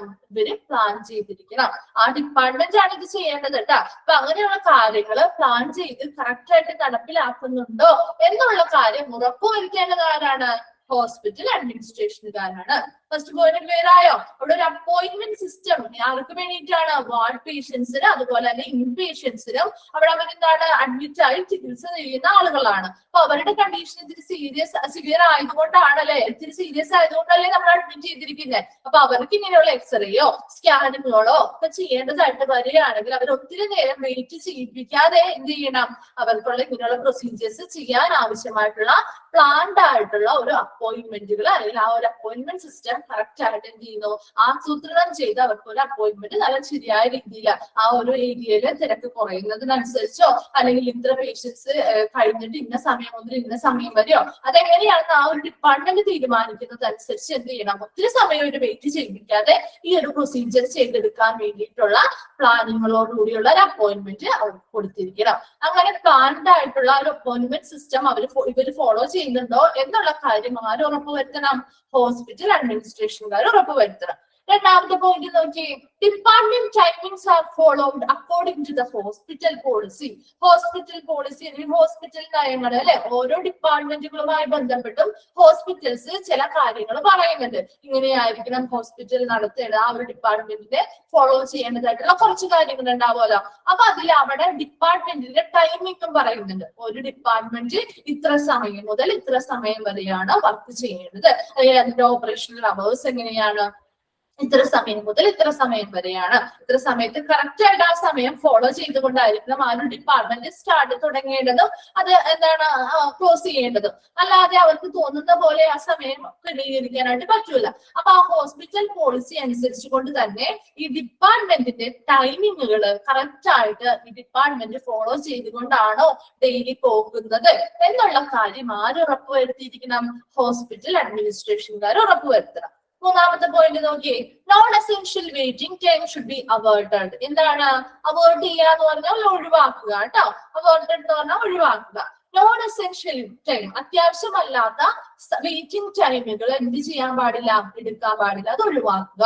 ആവശ്യമല്ലാത്തതായിട്ടുള്ള വെയിറ്റിംഗ് ടൈമുകളൊന്നും എടുക്കാതെ അതൊക്കെ ഒഴിവാക്കി പെട്ടെന്ന് തന്നെ അവർക്ക് വരുന്ന പേഷ്യൻസിന് ആ പ്രൊസീജിയർ ചെയ്തുകൊണ്ട് പെട്ടെന്ന് ഉടനെ തന്നെ അതിനനുസരിച്ച് റിസൾട്ടുകൾ കൊടുക്കാനായിട്ട് ഈ ഒരു ഡിപ്പാർട്ട്മെന്റ് എന്ത് ചെയ്യണം? വെയിറ്റിംഗ് ടൈം ഒക്കെ ഒഴിവാക്കിക്കൊണ്ട് പെട്ടെന്ന് തന്നെ ആ റിസൾട്ട് കൊടുക്കാനും ഈ ഒരു ഡിപ്പാർട്ട്മെന്റ് ശ്രദ്ധിക്കണം. ഈ കാര്യങ്ങൾ ആര് ശ്രദ്ധിച്ചിരിക്കണം? ആര് ഉറപ്പുവരുത്തിയിരിക്കണം? ഹോസ്പിറ്റൽ അഡ്മിനിസ്ട്രേഷൻകാരും ഉറപ്പുവരുത്തിയിരിക്കണം. നെക്സ്റ്റ് നോക്കി, preventive maintenance of machines and equipments. അവിടെ വർക്ക് ചെയ്യുന്ന ഏതൊക്കെ പ്രൊസീജിയർ ചെയ്യാൻ ആവശ്യമായിട്ടുള്ള മെഷീൻസും എക്യുപ്മെന്റ്സും ഒക്കെ ഉണ്ട്, അല്ലെ? ആ മെഷീൻസിനെയും എക്യുപ്മെന്റ്സും ഒക്കെ എന്ത് ചെയ്യണം? നല്ല രീതിയിൽ അതിന്റെ മെയിന്റനൻസ് അല്ലെങ്കിൽ അറ്റകുറ്റപ്പണികള് എന്താണ് ഓൾറെഡി അത് കംപ്ലീറ്റ് ആവുന്നതിന് മുൻപ് തന്നെ അല്ലെങ്കിൽ പൂർണ്ണമായിട്ടും അത് പ്രവർത്തനം നിലയ്ക്കുന്നതിന് മുൻപ് തന്നെ അവിടെ എന്ത് ചെയ്യണം? എല്ലാ കാര്യങ്ങളും എന്ത് ചെയ്യണം? നല്ല പ്രോപ്പർ ആയിട്ട് നല്ല രീതിയിൽ അത് വർക്ക് ചെയ്യുന്നുണ്ടോ, നല്ല രീതിയിൽ ഫംഗ്ഷൻ ചെയ്യുന്നുണ്ടോ എന്നുള്ള കാര്യങ്ങളൊക്കെ ഉറപ്പുവരുത്തിയിരിക്കണം. അത് ആര് ഉറപ്പുവരുത്തിയിരിക്കണം? ഈ ഒരു ഡിപ്പാർട്ട്മെന്റ് ഉറപ്പുവരുത്തിയിരിക്കണം. അവിടെ എപ്പോഴും മെയിന്റനൻസുകൾ ചെയ്തുകൊണ്ടിരിക്കണം. അതിന്റെ പ്രോബ്ലംസ് എന്തെങ്കിലും ഒക്കെ ഉണ്ടെങ്കിൽ നല്ല രീതിയിൽ അത് ക്ലിയർ ആക്കി എപ്പോഴും പ്രോപ്പർ ആയിട്ട് ഫംഗ്ഷൻ ചെയ്യുന്ന രീതിയിൽ അത് വെക്കണം. അത് ആര് ഉറപ്പുവരുത്തുകയും വേണം? ഹോസ്പിറ്റൽ അഡ്മിനിസ്ട്രേഷൻകാര് ഇങ്ങനെ ചെയ്യുന്നുണ്ടോ എന്നുള്ളത് ഉറപ്പുവരുത്തുകയും വേണം. Next, the radiology department must maintain an effective working relationship with the medical staff, the administration, and other hospital department and services. In the radiology department, ആരൊക്കെയായിട്ട് വർക്കിംഗ് റിലേഷൻഷിപ്പ് വെക്കണം എന്നാ പറയുന്നത്? ഒരു എഫക്റ്റീവ് ആയിട്ടുള്ള ഒരു വർക്കിംഗ് റിലേഷൻഷിപ്പ്, എന്താണ് ഒരു ഫലപ്രദമായിട്ടുള്ള ഒരു എന്താണ് റിലേഷൻഷിപ്പ്, അല്ലെങ്കിൽ ഒരു ഫലപ്രദമായിട്ടുള്ള വർക്കിംഗ് റിലേഷൻഷിപ്പ് ആരൊക്കെയായിട്ട് വെക്കണം? അവിടെയുള്ള മറ്റ് മെഡിക്കൽ സ്റ്റാഫുകളുമായിട്ട് വെക്കണം, അതുപോലെ തന്നെ അഡ്മിനിസ്ട്രേഷനുമായിട്ടുണ്ടാവണം, മറ്റു ഹോസ്പിറ്റലിലെ ഡിപ്പാർട്ട്മെന്റുകള്, അതുപോലെ അവിടുത്തെ സേവനങ്ങള്, ഇവയുമായിട്ടൊക്കെ ഒരു നല്ല ഒരു റിലേഷൻഷിപ്പ് ആര് കീപ്പ് ചെയ്തിരിക്കണം? Radiology department. റേഡിയോളജി ഡിപ്പാർട്ട്മെന്റ് ഒരു മെയിൻറ്റെയിൻ എന്ത് നിലനിർത്തിയിരിക്കണം? ഒരു എഫക്റ്റീവ് ആയിട്ടുള്ള ഒരു ഫലപ്രദമായിട്ടുള്ള ഒരു റിലേഷൻഷിപ്പ് എന്ത് ചെയ്യണം? ഒരു ഫലപ്രദമായിട്ടുള്ള ഒരു ബന്ധം നിലനിർത്തിയിരിക്കണം. ആരുമായിട്ടാണ്? അവിടെ ഉള്ള മെഡിക്കൽ സ്റ്റാഫുകളുമായിട്ട്, അതുപോലെ തന്നെ അഡ്മിനിസ്ട്രേഷനുമായിട്ട്, മറ്റ് ഹോസ്പിറ്റൽ ഡിപ്പാർട്ട്മെന്റുകളും സേവനങ്ങളുമായിട്ടൊക്കെ എന്ത് ചെയ്യണം? ഒരു എഫക്റ്റീവ് ആയിട്ടുള്ള ഒരു വർക്കിംഗ് റിലേഷൻഷിപ്പ് ആര് ഉറപ്പുവരുത്തിയിരിക്കണം? റേഡിയോളജി ഡിപ്പാർട്ട്മെന്റുകൾ നിലനിർത്തിയിരിക്കണം. അങ്ങനെ നിലനിർത്തുന്നുണ്ടോ എന്നുള്ളത് ശ്രദ്ധിക്കേണ്ടത് ആരാണ്? അല്ലെങ്കിൽ ഉറപ്പുവരുത്തേണ്ടത് ആരാണ്? ഹോസ്പിറ്റൽ അഡ്മിനിസ്ട്രേഷൻകാരാണ്. നെക്സ്റ്റ് നോക്കി, assessment of the quality and exactness of radiology services. ഇനി ഈ റേഡിയോളജി ഡിപ്പാർട്ട്മെന്റിൽ നിന്ന് പോകുന്ന ആ റേഡിയോളജി സേവനങ്ങൾ, അല്ലെ, അതാണ് റേഡിയോളജി സർവീസുകൾ. അതായത് ഓരോ പ്രൊസീജിയേഴ്സും ചെയ്യുമ്പോൾ അതുമായി ബന്ധപ്പെട്ട് വരുന്ന എന്താണ് റിസൾട്ടുകളുടെ ഒക്കെ കാര്യങ്ങൾ, അങ്ങനെയുള്ള സേവനങ്ങള് നല്ല എക്സാക്ട് ആയിട്ടുള്ള കൃത്യതയോടെയാണോ ചെയ്യുന്നത്? അതുപോലെ അവിടുത്തെ ക്വാളിറ്റി എങ്ങനെയുണ്ട്? ആ ഒരു സേവനവുമായി ബന്ധപ്പെട്ട് അവിടുത്തെ ഗുണനിലവാരം, അല്ലെങ്കിൽ എന്താണ് വളരെ നല്ല രീതിയിലാണോ ആ ഒരു പ്രൊസീജിയേഴ്സ് അല്ലെങ്കിൽ ചെയ്തു കൊടുക്കുന്നത്, അല്ലെങ്കിൽ കൃത്യമായിട്ടാണോ, വളരെ ആക്യുറേറ്റ് ആയിട്ടാണോ കാര്യങ്ങളൊക്കെ അല്ലെങ്കിൽ റിസൾട്ടുകളൊക്കെ കിട്ടുന്നത് എന്നുള്ള കാര്യങ്ങളൊക്കെ വിലയിരുത്തുക. അതാണ് assessment of quality and exactness of radiology services എന്ന് പറയുന്നത്. നെക്സ്റ്റ് നോക്കി, all the reports are to be signed by radiologist. ആരാണ് റേഡിയോളജിസ്റ്റ് എന്ന് പറഞ്ഞ? മെഡിക്കൽ ഡോക്ടേഴ്സ് ആണ്, അല്ലെ. ഈ ഒരു റേഡിയോളജി ഡിപ്പാർട്ട്മെന്റുമായി ബന്ധപ്പെട്ട് സ്പെഷ്യലൈസ് ചെയ്തിരിക്കുന്ന മെഡിക്കൽ ഡോക്ടേഴ്സ് ആണ് റേഡിയോളജിസ്റ്റുകൾ എന്ന് പറയുന്നത്. നമുക്കറിയാം, ആ റേഡിയോളജി ഡിപ്പാർട്ട്മെന്റുമായി ബന്ധപ്പെട്ട് ഏത് പ്രൊസീജിയർ ചെയ്താലും അതിന്റെ റിപ്പോർട്ടിൽ സൈൻ ചെയ്യുന്നത് ആരാണ്? റേഡിയോളജിസ്റ്റുകൾ ആണ് സൈൻ ചെയ്യേണ്ടത്. അപ്പൊ ഇവിടെ നിന്ന് വരുന്ന എല്ലാ റിപ്പോർട്ട്സും റേഡിയോളജിസ്റ്റുകൾ നിർബന്ധമായിട്ടും എന്ത് ചെയ്തിരിക്കണം? സൈൻ ചെയ്തിരിക്കണം. അങ്ങനെ സൈൻ ചെയ്യുന്നുണ്ടോ എന്നുള്ളത് ആര് ഉറപ്പുവരുത്തണം? അഡ്മിനിസ്ട്രേഷൻ ഉറപ്പുവരുത്തുകയും വേണം. നെക്സ്റ്റ് നോക്കിയാൽ there should be well trained and registered radiographers. അതുപോലെ എന്താണ് ആരുടെ റേഡിയോഗ്രാഫേഴ്സ് എന്ന് പറയുന്നത്? റേഡിയോളജിസ്റ്റുകളും റേഡിയോഗ്രാഫേഴ്സും തമ്മിലുള്ള വ്യത്യാസം എന്താ? റേഡിയോളജിസ്റ്റുകൾ എന്ന് പറഞ്ഞാൽ ആരാണ്? മെഡിക്കൽ ഡോക്ടേഴ്സ് ആണ്. ഈ ഫീൽഡില് അല്ലെങ്കിൽ ഈ ഒരു ഡിപ്പാർട്ട്മെന്റുമായി ബന്ധപ്പെട്ട് സ്പെഷ്യലൈസ് ചെയ്തിരിക്കുന്ന മെഡിക്കൽ ഡോക്ടേഴ്സ് ആണ് റേഡിയോളജിസ്റ്റുകൾ. റേഡിയോഗ്രാഫേഴ്സ് എന്ന് പറഞ്ഞാൽ എന്താ? സ്പെഷ്യലൈസ് ചെയ്തിരിക്കുന്ന ടെക്നീഷ്യൻസ് ആണ് കേട്ടോ. റേഡിയോഗ്രാഫേഴ്സ് എന്ന് പറഞ്ഞാൽ അവിടുത്തെ ടെക്നീഷ്യൻസ് ആണ്. ഈ ഒരു ഫീൽഡുമായി ബന്ധപ്പെട്ട് സ്പെഷ്യലൈസ് ചെയ്തിരിക്കുന്ന ടെക്നീഷ്യൻസ് ആണ് റേഡിയോഗ്രാഫേഴ്സ്. രണ്ടും തമ്മിൽ വ്യത്യാസമുണ്ട് കേട്ടോ. അപ്പൊ ഇവിടെ ഈ ഒരു ഡിപ്പാർട്ട്മെന്റുമായി ബന്ധപ്പെട്ട് വരുന്ന റേഡിയോഗ്രാഫേഴ്സ് അല്ലെങ്കിൽ അവിടുത്തെ ടെക്നീഷ്യൻസ് എന്ന് പറയുന്നത് എങ്ങനെയുള്ളവരായിരിക്കണം? രജിസ്റ്റേർഡ് ആയിട്ടുള്ളവരായിരിക്കണം. അതുപോലെ വെൽ ട്രെയിൻഡ്, നല്ല രീതിയിലുള്ള പരിശീലനങ്ങൾ ലഭിച്ചവരുമായിരിക്കണം. ഇനി at least one should be available on call all time. ഇനി ആരെങ്കിലും ഒരാള് എപ്പോഴും എന്ത് ചെയ്യണം? വിളിക്കുമ്പോൾ അവൈലബിൾ ആയിരിക്കണം. എന്തൊക്കെ ശ്രദ്ധിക്കണം? ഈ ഒരു ഡിപ്പാർട്ട്മെന്റില് എന്താണ് വർക്ക് ചെയ്യുന്ന ടെക്നീഷ്യൻസ് അല്ലെങ്കിൽ റേഡിയോഗ്രാഫേഴ്സ് എന്ന് പറയുന്നവര് എങ്ങനെയുള്ളവരായിരിക്കണം? രജിസ്റ്റേർഡ് ആയിട്ടുള്ളവരായിരിക്കണം. അതുപോലെ നല്ല രീതിയിലുള്ള ട്രെയിനിങ്ങുകൾ ലഭിച്ചവരുമായിരിക്കണം. എന്താ അറ്റ്ലീസ്റ്റ് ഒരാളെങ്കിലും എന്ത് ചെയ്യണം? വിളിക്കുന്ന സമയത്ത് അവൈലബിൾ ആയിരിക്കണം. അപ്പൊ ഇങ്ങനെയുള്ള കാര്യങ്ങൾ ആര് ശ്രദ്ധിച്ചിരിക്കണം? ഉറപ്പുവരുത്തണം ഹോസ്പിറ്റൽ അഡ്മിനിസ്ട്രേഷനുകാർ ഉറപ്പുവരുത്തണം. Next is okay, the standard and regulations of Atomic Energy Regulatory Board, that is AERB, and the Division of Radiological Protection, Baba Atomic Research Center, that is BARC, should be clung to. എന്താണ് clung to എന്ന് പറയുന്നത്? മുറുകെ പിടിക്കുക എന്നുള്ള meaning ആണ് കേട്ടോ. മുറുകെ പിടിക്കുക അല്ലെങ്കിൽ എന്താണ് ചേർത്ത് നിൽക്കുക എന്നുള്ള മീനിങ് ആണ് കേട്ടോ ഇവിടെ വരുന്നത്. അപ്പൊ ഇവിടെ സ്റ്റാൻഡേർഡ്സ് ആൻഡ് റെഗുലേഷൻസ്, അതായത് ചില മാനദണ്ഡങ്ങളും നിയന്ത്രണങ്ങളും. അതാണ് സ്റ്റാൻഡേർഡ്സ് ആൻഡ് റെഗുലേഷൻസ്. ആരൊക്കെ നൽകുന്നതാണ്? അറ്റോമിക് എനർജി റെഗുലേറ്ററി ബോർഡ് അല്ലെങ്കിൽ AERB ചില മാനദണ്ഡങ്ങൾ ആൻഡ് റെഗുലേഷൻസ് അല്ലെങ്കിൽ നിയന്ത്രണങ്ങൾ കൊടുക്കുന്നുണ്ട്. അതുപോലെ റേഡിയോളജിക്കൽ പ്രൊട്ടക്ഷനുമായി ബന്ധപ്പെട്ട് നമ്മുടെ റേഡിയോളജി ഡിപ്പാർട്ട്മെന്റിന് കുറച്ച് സ്റ്റാൻഡേർഡ്സ് ആൻഡ് റെഗുലേഷൻസ് ഉണ്ട്. അതുപോലെ തന്നെ ബാബ അറ്റോമിക് റിസർച്ച് സെന്റർ ഗവേഷണ കേന്ദ്രവുമായി ബന്ധപ്പെട്ട് PARCയുമായി ബന്ധപ്പെട്ടും കുറച്ച് സ്റ്റാൻഡേർഡ്സ് ആൻഡ് റെഗുലേഷൻസ് ഈ റേഡിയോളജി ഡിപ്പാർട്ട്മെന്റ് പാലിക്കേണ്ടതായിട്ടുണ്ട്. അപ്പൊ ഇങ്ങനെ ഈ 3 ഏരിയയിൽ നിന്നും ലഭിക്കുന്ന ആ കാര്യങ്ങളെല്ലാം മുറുകെ പിടിച്ചുകൊണ്ട് അല്ല അവരെ ഫോളോ ചെയ്യേണ്ടതായിട്ടുള്ള സ്റ്റാൻഡേർഡ്സ് ആൻഡ് റെഗുലേഷൻസ് മുറുകെ പിടിച്ചുകൊണ്ടായിരിക്കണം ഒരു റേഡിയോളജി ഡിപ്പാർട്ട്മെന്റ് വർക്ക് ചെയ്യേണ്ടത്. അപ്പൊ അവിടുത്തെ വർക്ക് എങ്ങനെയായിരിക്കണം എന്നല്ലെങ്കിൽ അവിടുത്തെ ആ ഫെസിലിറ്റീസിന്റെ കാര്യങ്ങൾ അവിടെ കൂടുതലായിട്ട് വരുന്ന എന്തൊക്കെയാണ് പുതിയതായിട്ടുള്ള ഫെസിലിറ്റീസ് വരുന്നുണ്ടെങ്കിലും അതുപോലെ അതിന് എങ്ങനെയാണ് അത് ഉപയോഗിക്കേണ്ടത്, എങ്ങനെയാണ് ആ ഒരു ഡിപ്പാർട്ട്മെന്റ് ഫോളോ ചെയ്യേണ്ട കുറെ കാര്യങ്ങളുണ്ട്, നിയന്ത്രിക്കേണ്ടത്, അതുപോലെ എന്തൊക്കെ പ്രൊട്ടക്ഷനുകളാണ് കൊടുക്കേണ്ടത് എന്നുള്ള കാര്യങ്ങളെ കുറിച്ചൊക്കെയുള്ള ഈ 3 ഭാഗത്തു നിന്നും അവർക്ക് എന്തുണ്ട് അവര് ഫോളോ ചെയ്യേണ്ടതായിട്ടുള്ള കുറച്ച് കാര്യങ്ങളുണ്ട്. അതാണ് അവിടുത്തെ സ്റ്റാൻഡേർഡ്സ് ആൻഡ് റെഗുലേഷൻസ് പറയുന്നത്, മാനദണ്ഡങ്ങളും നിയന്ത്രണങ്ങളും. ഈ മാനദണ്ഡങ്ങളും നിയന്ത്രണങ്ങളും ആരൊക്കെ നൽകുന്നതാണ്? AERBയും റേഡിയോളജിക്കൽ പ്രൊട്ടക്ഷനുമായി ബന്ധപ്പെട്ടും ബാബ അറ്റോമിക് റിസർച്ച് സെന്ററുമായി ബന്ധപ്പെട്ടൊക്കെ നൽകുന്ന ഈ സ്റ്റാൻഡേർഡ്സ് ആൻഡ് റെഗുലേഷൻസ് ഫോളോ ചെയ്തുകൊണ്ടായിരിക്കണം റേഡിയോളജി ഡിപ്പാർട്ട്മെന്റുകൾ വർക്ക് ചെയ്യാനായിട്ട്. അപ്പൊ ഇങ്ങനെ ഈ റേഡിയോളജി ഡിപ്പാർട്ട്മെന്റുകൾ ഇവരുടെ ആ സ്റ്റാൻഡേർഡ്സും റെഗുലേഷൻസും അനുസരിച്ചാണോ വർക്ക് ചെയ്യുന്നത് എന്നുള്ള കാര്യം ആര് ഉറപ്പുവരുത്തണം? ഹോസ്പിറ്റൽ അഡ്മിനിസ്ട്രേഷൻകാര് ഉറപ്പുവരുത്തിയിരിക്കണം. അപ്പൊ ഒന്നുകൂടി നോക്കി എന്തൊക്കെയാണ് ഹോസ്പിറ്റൽ അഡ്മിനിസ്ട്രേഷൻകാർ ഉറപ്പുവരുത്തേണ്ട കാര്യങ്ങൾ നോക്കി. അവിടെ ഒരു അപ്പോയിന്റ്മെന്റ് സിസ്റ്റം അല്ലെ, വാർഡ് പേഷ്യൻസിനാണെങ്കിലും ഇൻ പേഷ്യൻസിനാണെങ്കിലും ഒത്തിരി സമയം വെയിറ്റ് ചെയ്യിക്കാത്ത രീതിയിലുള്ള ഒരു അപ്പോയിന്റ്മെന്റ് സിസ്റ്റം പ്ലാൻ ചെയ്ത് നടപ്പിലാക്കണം. രണ്ടാമത്തെ എന്താ? ഡിപ്പാർട്ട്മെന്റ് ടൈമിങ്ങുകൾ. ഹോസ്പിറ്റലിലെ ആ ഒരു പോളിസി അല്ലെങ്കിൽ നയത്തിനനുസരിച്ചുള്ള ഡിപ്പാർട്ട്മെന്റ് ടൈമിങ്ങുകൾ ഇവർ ഫോളോ ചെയ്യുന്നുണ്ടോ എന്നുള്ള കാര്യം ആര് ഉറപ്പുവരുത്തണം? ഹോസ്പിറ്റൽ അഡ്മിനിസ്ട്രേഷൻകാർ ഉറപ്പുവരുത്തിയിരിക്കണം. നെക്സ്റ്റ് നോക്കി, നോൺ എസെൻഷ്യൽ ടൈം, അത്യാവശ്യമല്ലാത്തതായിട്ടുള്ള വെയിറ്റിംഗ് ടൈമുകളൊക്കെ അവോയ്ഡ് ചെയ്യുക അല്ലെങ്കിൽ ഒഴിവാക്കുക അല്ലെ. ആ ഒഴിവാക്കുന്നത് വഴി എന്താണ്? പെട്ടെന്ന് പേഷ്യൻസിന് പ്രൊസീജിയർ ചെയ്യാനും അതുവഴി അവർക്ക് പെട്ടെന്ന് തന്നെ റിസൾട്ടുകൾ കൊടുക്കാനായിട്ട് സാധിക്കും. അതും ആര് ഉറപ്പുവരുത്തേണ്ടതാണ്? ഹോസ്പിറ്റൽ അഡ്മിനിസ്ട്രേഷൻകാർ ഉറപ്പുവരുത്തേണ്ടതാണ്. Preventive maintenance of machines and equipments. എന്താണ്? അവിടെ വർക്ക് ചെയ്യുന്ന എല്ലാ മെഷീൻസിന്റെയും എക്യുപ്മെന്റ്സിന്റെയും മെയിന്റനൻസ് അല്ലെങ്കിൽ അറ്റകുറ്റപ്പണികൾ ചെയ്തിട്ട് അവർക്ക് എന്താ പ്രോബ്ലംസ് ഒന്നും ഇല്ലാതെ എല്ലാം നല്ല പ്രോപ്പർ ആയിട്ട് ഫങ്ഷൻ ചെയ്യുന്ന രീതിയിൽ നിലനിർത്തുക. അത് ആര് ഉറപ്പുവരുത്തിയിരിക്കണം? ഹോസ്പിറ്റൽ അഡ്മിനിസ്ട്രേഷൻകാർ ഉറപ്പുവരുത്തിയിരിക്കണം. അതുപോലെ ഈ റേഡിയോളജി ഡിപ്പാർട്ട്മെന്റ് എന്താണ് ഒരു എഫക്റ്റീവ് ആയിട്ടുള്ള ഒരു ഫലപ്രദമായിട്ടുള്ള ഒരു വർക്കിംഗ് റിലേഷൻഷിപ്പ് ആരുമായിട്ടൊക്കെ ബന്ധമുണ്ടാവണം? ആരൊക്കെയായിട്ട്? അവിടുത്തെ മെഡിക്കൽ സ്റ്റാഫുകളുമായിട്ടുണ്ടായിരിക്കണം, അഡ്മിനിസ്ട്രേഷനുമായി ബന്ധപ്പെട്ടുണ്ടാവണം, അതുപോലെ മറ്റു ഹോസ്പിറ്റൽ ഡിപ്പാർട്ട്മെന്റുകളൊക്കെ ആയിട്ട് എന്താണ് ഒരു എഫക്റ്റീവ് ആയിട്ടുള്ള ഒരു നല്ലൊരു റിലേഷൻഷിപ്പ് റേഡിയോളജി ഡിപ്പാർട്ട്മെന്റ് മെയിൻറ്റെയിൻ ചെയ്യുന്ന അല്ലെങ്കിൽ നിലനിർത്തിയിരിക്കണം.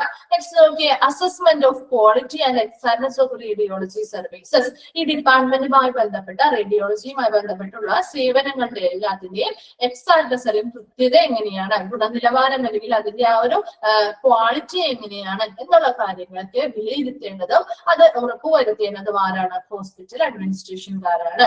അതുപോലെ എല്ലാ റിപ്പോർട്ട്സും ഇവിടുന്ന് വരുന്ന എല്ലാ റിപ്പോർട്ട്സും റേഡിയോളജിസ്റ്റുകൾ സൈൻ ചെയ്യുന്നുണ്ടോ എന്നുള്ള കാര്യം ശ്രദ്ധിക്കുക. അതുപോലെ തന്നെ അവിടെ വർക്ക് ചെയ്യുന്ന റേഡിയോഗ്രാഫേഴ്സ് അല്ലെങ്കിൽ ടെക്നീഷ്യൻസ് എന്ന് പറയുന്നത് വെൽ ട്രെയിൻഡ് ആയിട്ടുള്ള ആളുകളാണോ, അതുപോലെ അവിടെ രജിസ്റ്റേർഡ് ആയിട്ടുള്ള ആളുകളാണോ ആ ഡിപ്പാർട്ട്മെന്റിൽ വർക്ക് ചെയ്യുന്നത്, അതുപോലെ തന്നെ ആരെങ്കിലും ഒരാൾ എപ്പോഴും വിളിച്ചാൽ അവൈലബിൾ ആണോ എന്നുള്ള കാര്യങ്ങളൊക്കെ ഉറപ്പുവരുത്തേണ്ടത് ഹോസ്പിറ്റൽ അഡ്മിനിസ്ട്രേഷൻകാരാണ്. ലാസ്റ്റ് പോയിന്റ് എന്താണ് പറഞ്ഞത്? AERB അതുപോലെ റേഡിയോളജിക്കൽ പ്രൊട്ടക്ഷനുമായി ബന്ധപ്പെട്ട് BARCയുമായി ബന്ധപ്പെട്ട് ഇവരൊക്കെ കുറച്ച് സ്റ്റാൻഡേർഡ്സ് ആൻഡ് റെഗുലേഷൻസ് ഈ റേഡിയോളജി ഡിപ്പാർട്ട്മെന്റുമായി ബന്ധപ്പെട്ട് കൊടുത്തിട്ടുണ്ട്. അപ്പൊ ആ റേഡിയോളജി ഡിപ്പാർട്ട്മെന്റ് ഇങ്ങനെയുള്ള സ്റ്റാൻഡേർഡ്സ് ആൻഡ് റെഗുലേഷൻസ് ഇവര് നൽകിയിരിക്കുന്ന ആ ഒരു മാനദണ്ഡങ്ങളും നിയന്ത്രണങ്ങളും ഒക്കെ മുറുകെ പിടിച്ചുകൊണ്ടായിരിക്കണം അതിന്റെ പ്രവർത്തനം നടത്തേണ്ടത്. അപ്പൊ അവിടെ റേഡിയോളജി ഡിപ്പാർട്ട്മെന്റ് ഇങ്ങനെയുള്ള സ്റ്റാൻഡേർഡ്സ് ആൻഡ് റെഗുലേഷൻസ് കറക്റ്റ് ആയിട്ട് ഫോളോ ചെയ്തുകൊണ്ടാണോ വർക്ക് ചെയ്യുന്നത് എന്നുള്ള കാര്യം ഉറപ്പുവരുത്തേണ്ടത് ഹോസ്പിറ്റൽ അഡ്മിനിസ്ട്രേഷൻകാരാണ്. ക്ലിയർ ആയോ? ഇത്രയും പോയിന്റ്സ് കഴിഞ്ഞു നമ്മള് ഈ ഒരു ചാപ്റ്റർ കംപ്ലീറ്റ് ആയി. വേഗം ഒന്ന് വായിച്ചു നോക്കി, ഇന്നെടുത്ത ഭാഗം വേഗം ഒന്ന് വായിച്ചു നോക്കി.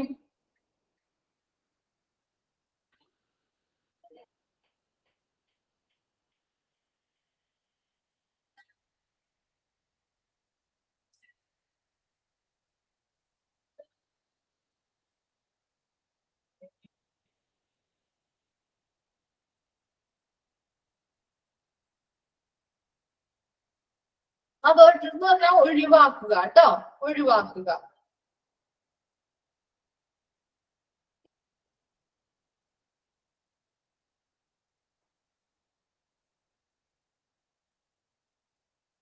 ഡൗട്ട്സ് ഉണ്ടെങ്കിൽ വേഗം ചോദിച്ചോ. കഴിഞ്ഞ് നമുക്ക് കുറച്ച് ക്വസ്റ്റ്യൻസും കൂടി എഴുതിയിട്ട് ഈ ഒരു ചാപ്റ്റർ കംപ്ലീറ്റ് ചെയ്യാം. പഠിപ്പിച്ചതിന് എന്തെങ്കിലും ഡൗട്ട്സ് ഉണ്ടോ? സിമ്പിൾ ആയിട്ടുള്ള കാര്യങ്ങൾ തന്നെയാ പറഞ്ഞു, നിങ്ങൾക്ക് വായിച്ചു നോക്കിയാൽ മനസ്സിലാവുന്ന കാര്യങ്ങൾ മാത്രമേ ഉള്ളൂ.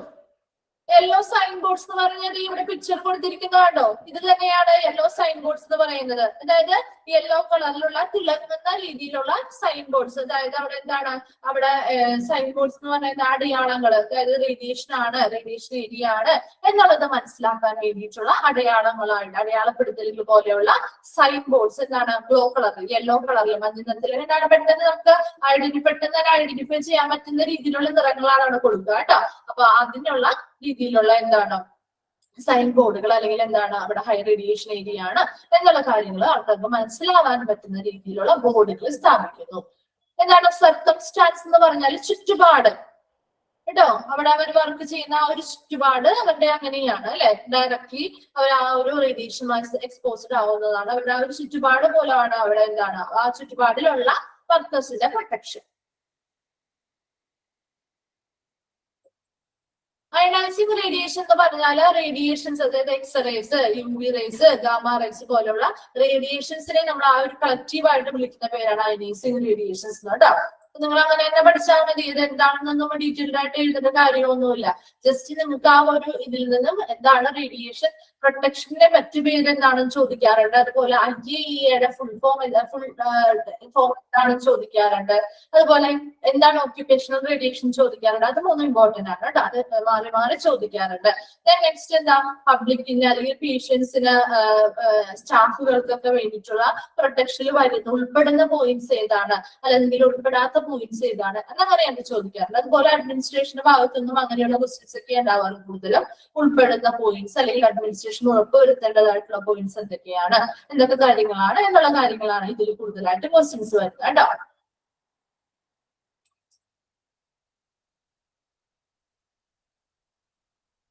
അവേർട്ടഡ് മീനിങ് ഞാൻ പറഞ്ഞു കൊടുത്തല്ലോ, ഒഴിവാക്കുക. ഓക്കെ, മറ്റു ഡൗട്ട്സ് എന്തെങ്കിലും ഉണ്ടോ?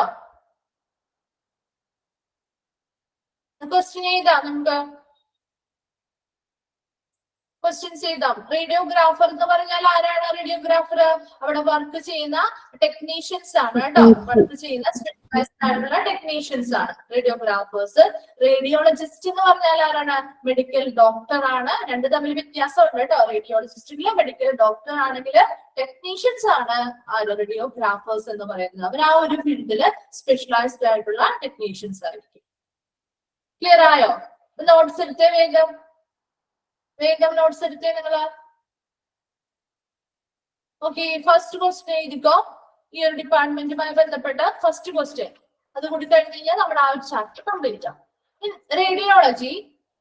In radiology diagnosis and treatment of diseases. In radiology, diagnosis and treatment of diseases by using dash. In radiology, diagnosis and treatment of diseases by using dash. First question കിട്ടിയോ? In radiology, diagnosis and treatment of disease by using dash. Second question, the procedure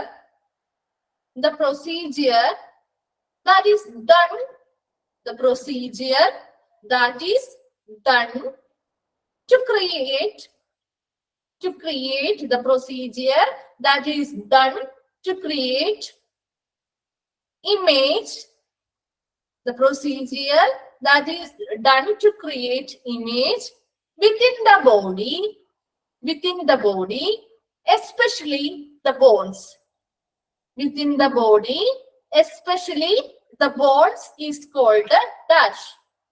The procedure that is done to create image within the body, especially the bones, is called dash. Is called dash. Questions മാത്രം എഴുതിയെടുക്കാം കേട്ടോ. Is called dash. Third question. Radiology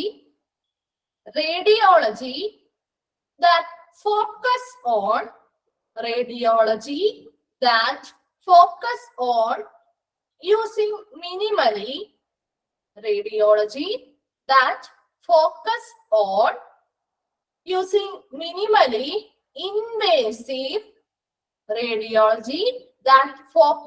on using minimally invasive interventional techniques. Radiology that focus on using minimally invasive interventional techniques to diagnose and to treat patients. To diagnose and to treat patients. Radiology that focus on using minimally invasive interventional techniques to diagnose and to treat patients. Okay. Fourth question. Radiology rooms. Fourth question. Radiology rooms are secluded. Radiology rooms are secluded that people cannot come. Radiology rooms are secluded that people cannot come. Dash meter of. Radiology rooms are secluded that people cannot come. Dash meter of its outside walls. Dash meter of its outside walls. Dash meter of its outside walls. First question എന്തായിരുന്നു? In radiology, diagnosis and treatment of diseases by using dash. Second question, the procedure that is done to create image within the body, especially the bones, is called dash. Third question, radiology that focus on using minimally invasive interventional techniques to diagnose and to treat patients. Fourth question, radiology rooms are secluded that people cannot come. Dash meter of secluded. Dash meter of its outside walls. Secluded തന്നെയാണ് കേട്ടോ. Fifth question, dosimeter is used to assess. Dosimeter is used to assess the absorbed rate of. Dosimeter is used to assess the absorbed rate of dash. Dosimeter is used to assess the absorbed rate of dash. Next, sixth question. What is the adequate distance? What is the adequate distance? What is the adequate distance between machine and control panel? Between machine and control panel in a radiation room. In a radiation room. Which is the adequate distance between machine and control panel in a radiation room. Seventh question. Install X-ray machine. Install X-ray machine in the dash of the X-ray room. Install X-ray machine in the dash of the X-ray room. Install X-ray machine in the dash of the X-ray room. 8th question. Radiation protection is also known as dash. Radiation protection is also known as dash. 9th question. Angiographies are performed for visualizing dash. Angiographies are performed for visualizing dash. Angiographies are performed for visualizing dash. 10th question. In radiology, all the reports are to be signed by dash. In radiology, all the reports are to be signed by dash. In radiology, all the reports are to be signed by dash. For 5th question, dosimeter is used to assess the absorbed rate of dash. 6th question, what is the adequate distance between machine and control panel in a radiation room?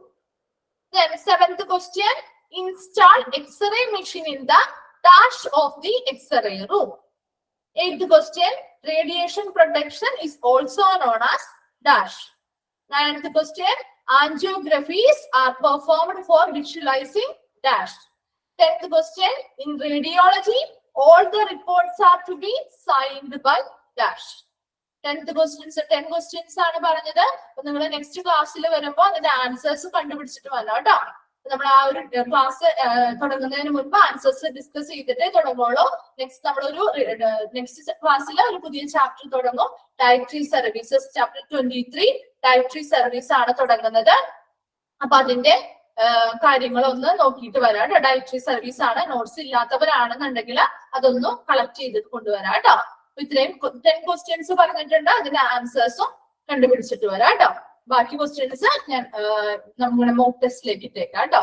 Ionising radiation ഇതുവരെ മനസ്സിലായില്ലേ? Ionising റേഡിയേഷനിൽ x-ray, UV raise, എന്താണ് gamma rays പോലെയുള്ളവയാണ് നമ്മൾ അവിടെ വരുന്ന ആ റേഡിയേഷനുകളെയാണ് നമ്മൾ ionising radiations പറയുന്നത് കേട്ടോ. ഇതിനെ കളക്റ്റീവ് ആയിട്ട് അങ്ങനെ സെപ്പറേറ്റ് ചെയ്ത് പറയാതെ കളക്റ്റീവ് ആയിട്ട് ഒരു അയണൈസിംഗ് റേഡിയേഷൻ എന്ന് പറയുന്ന ഒരു കളക്റ്റീവ് ആയിട്ട് വിളിക്കുന്നു എന്ന് മാത്രം.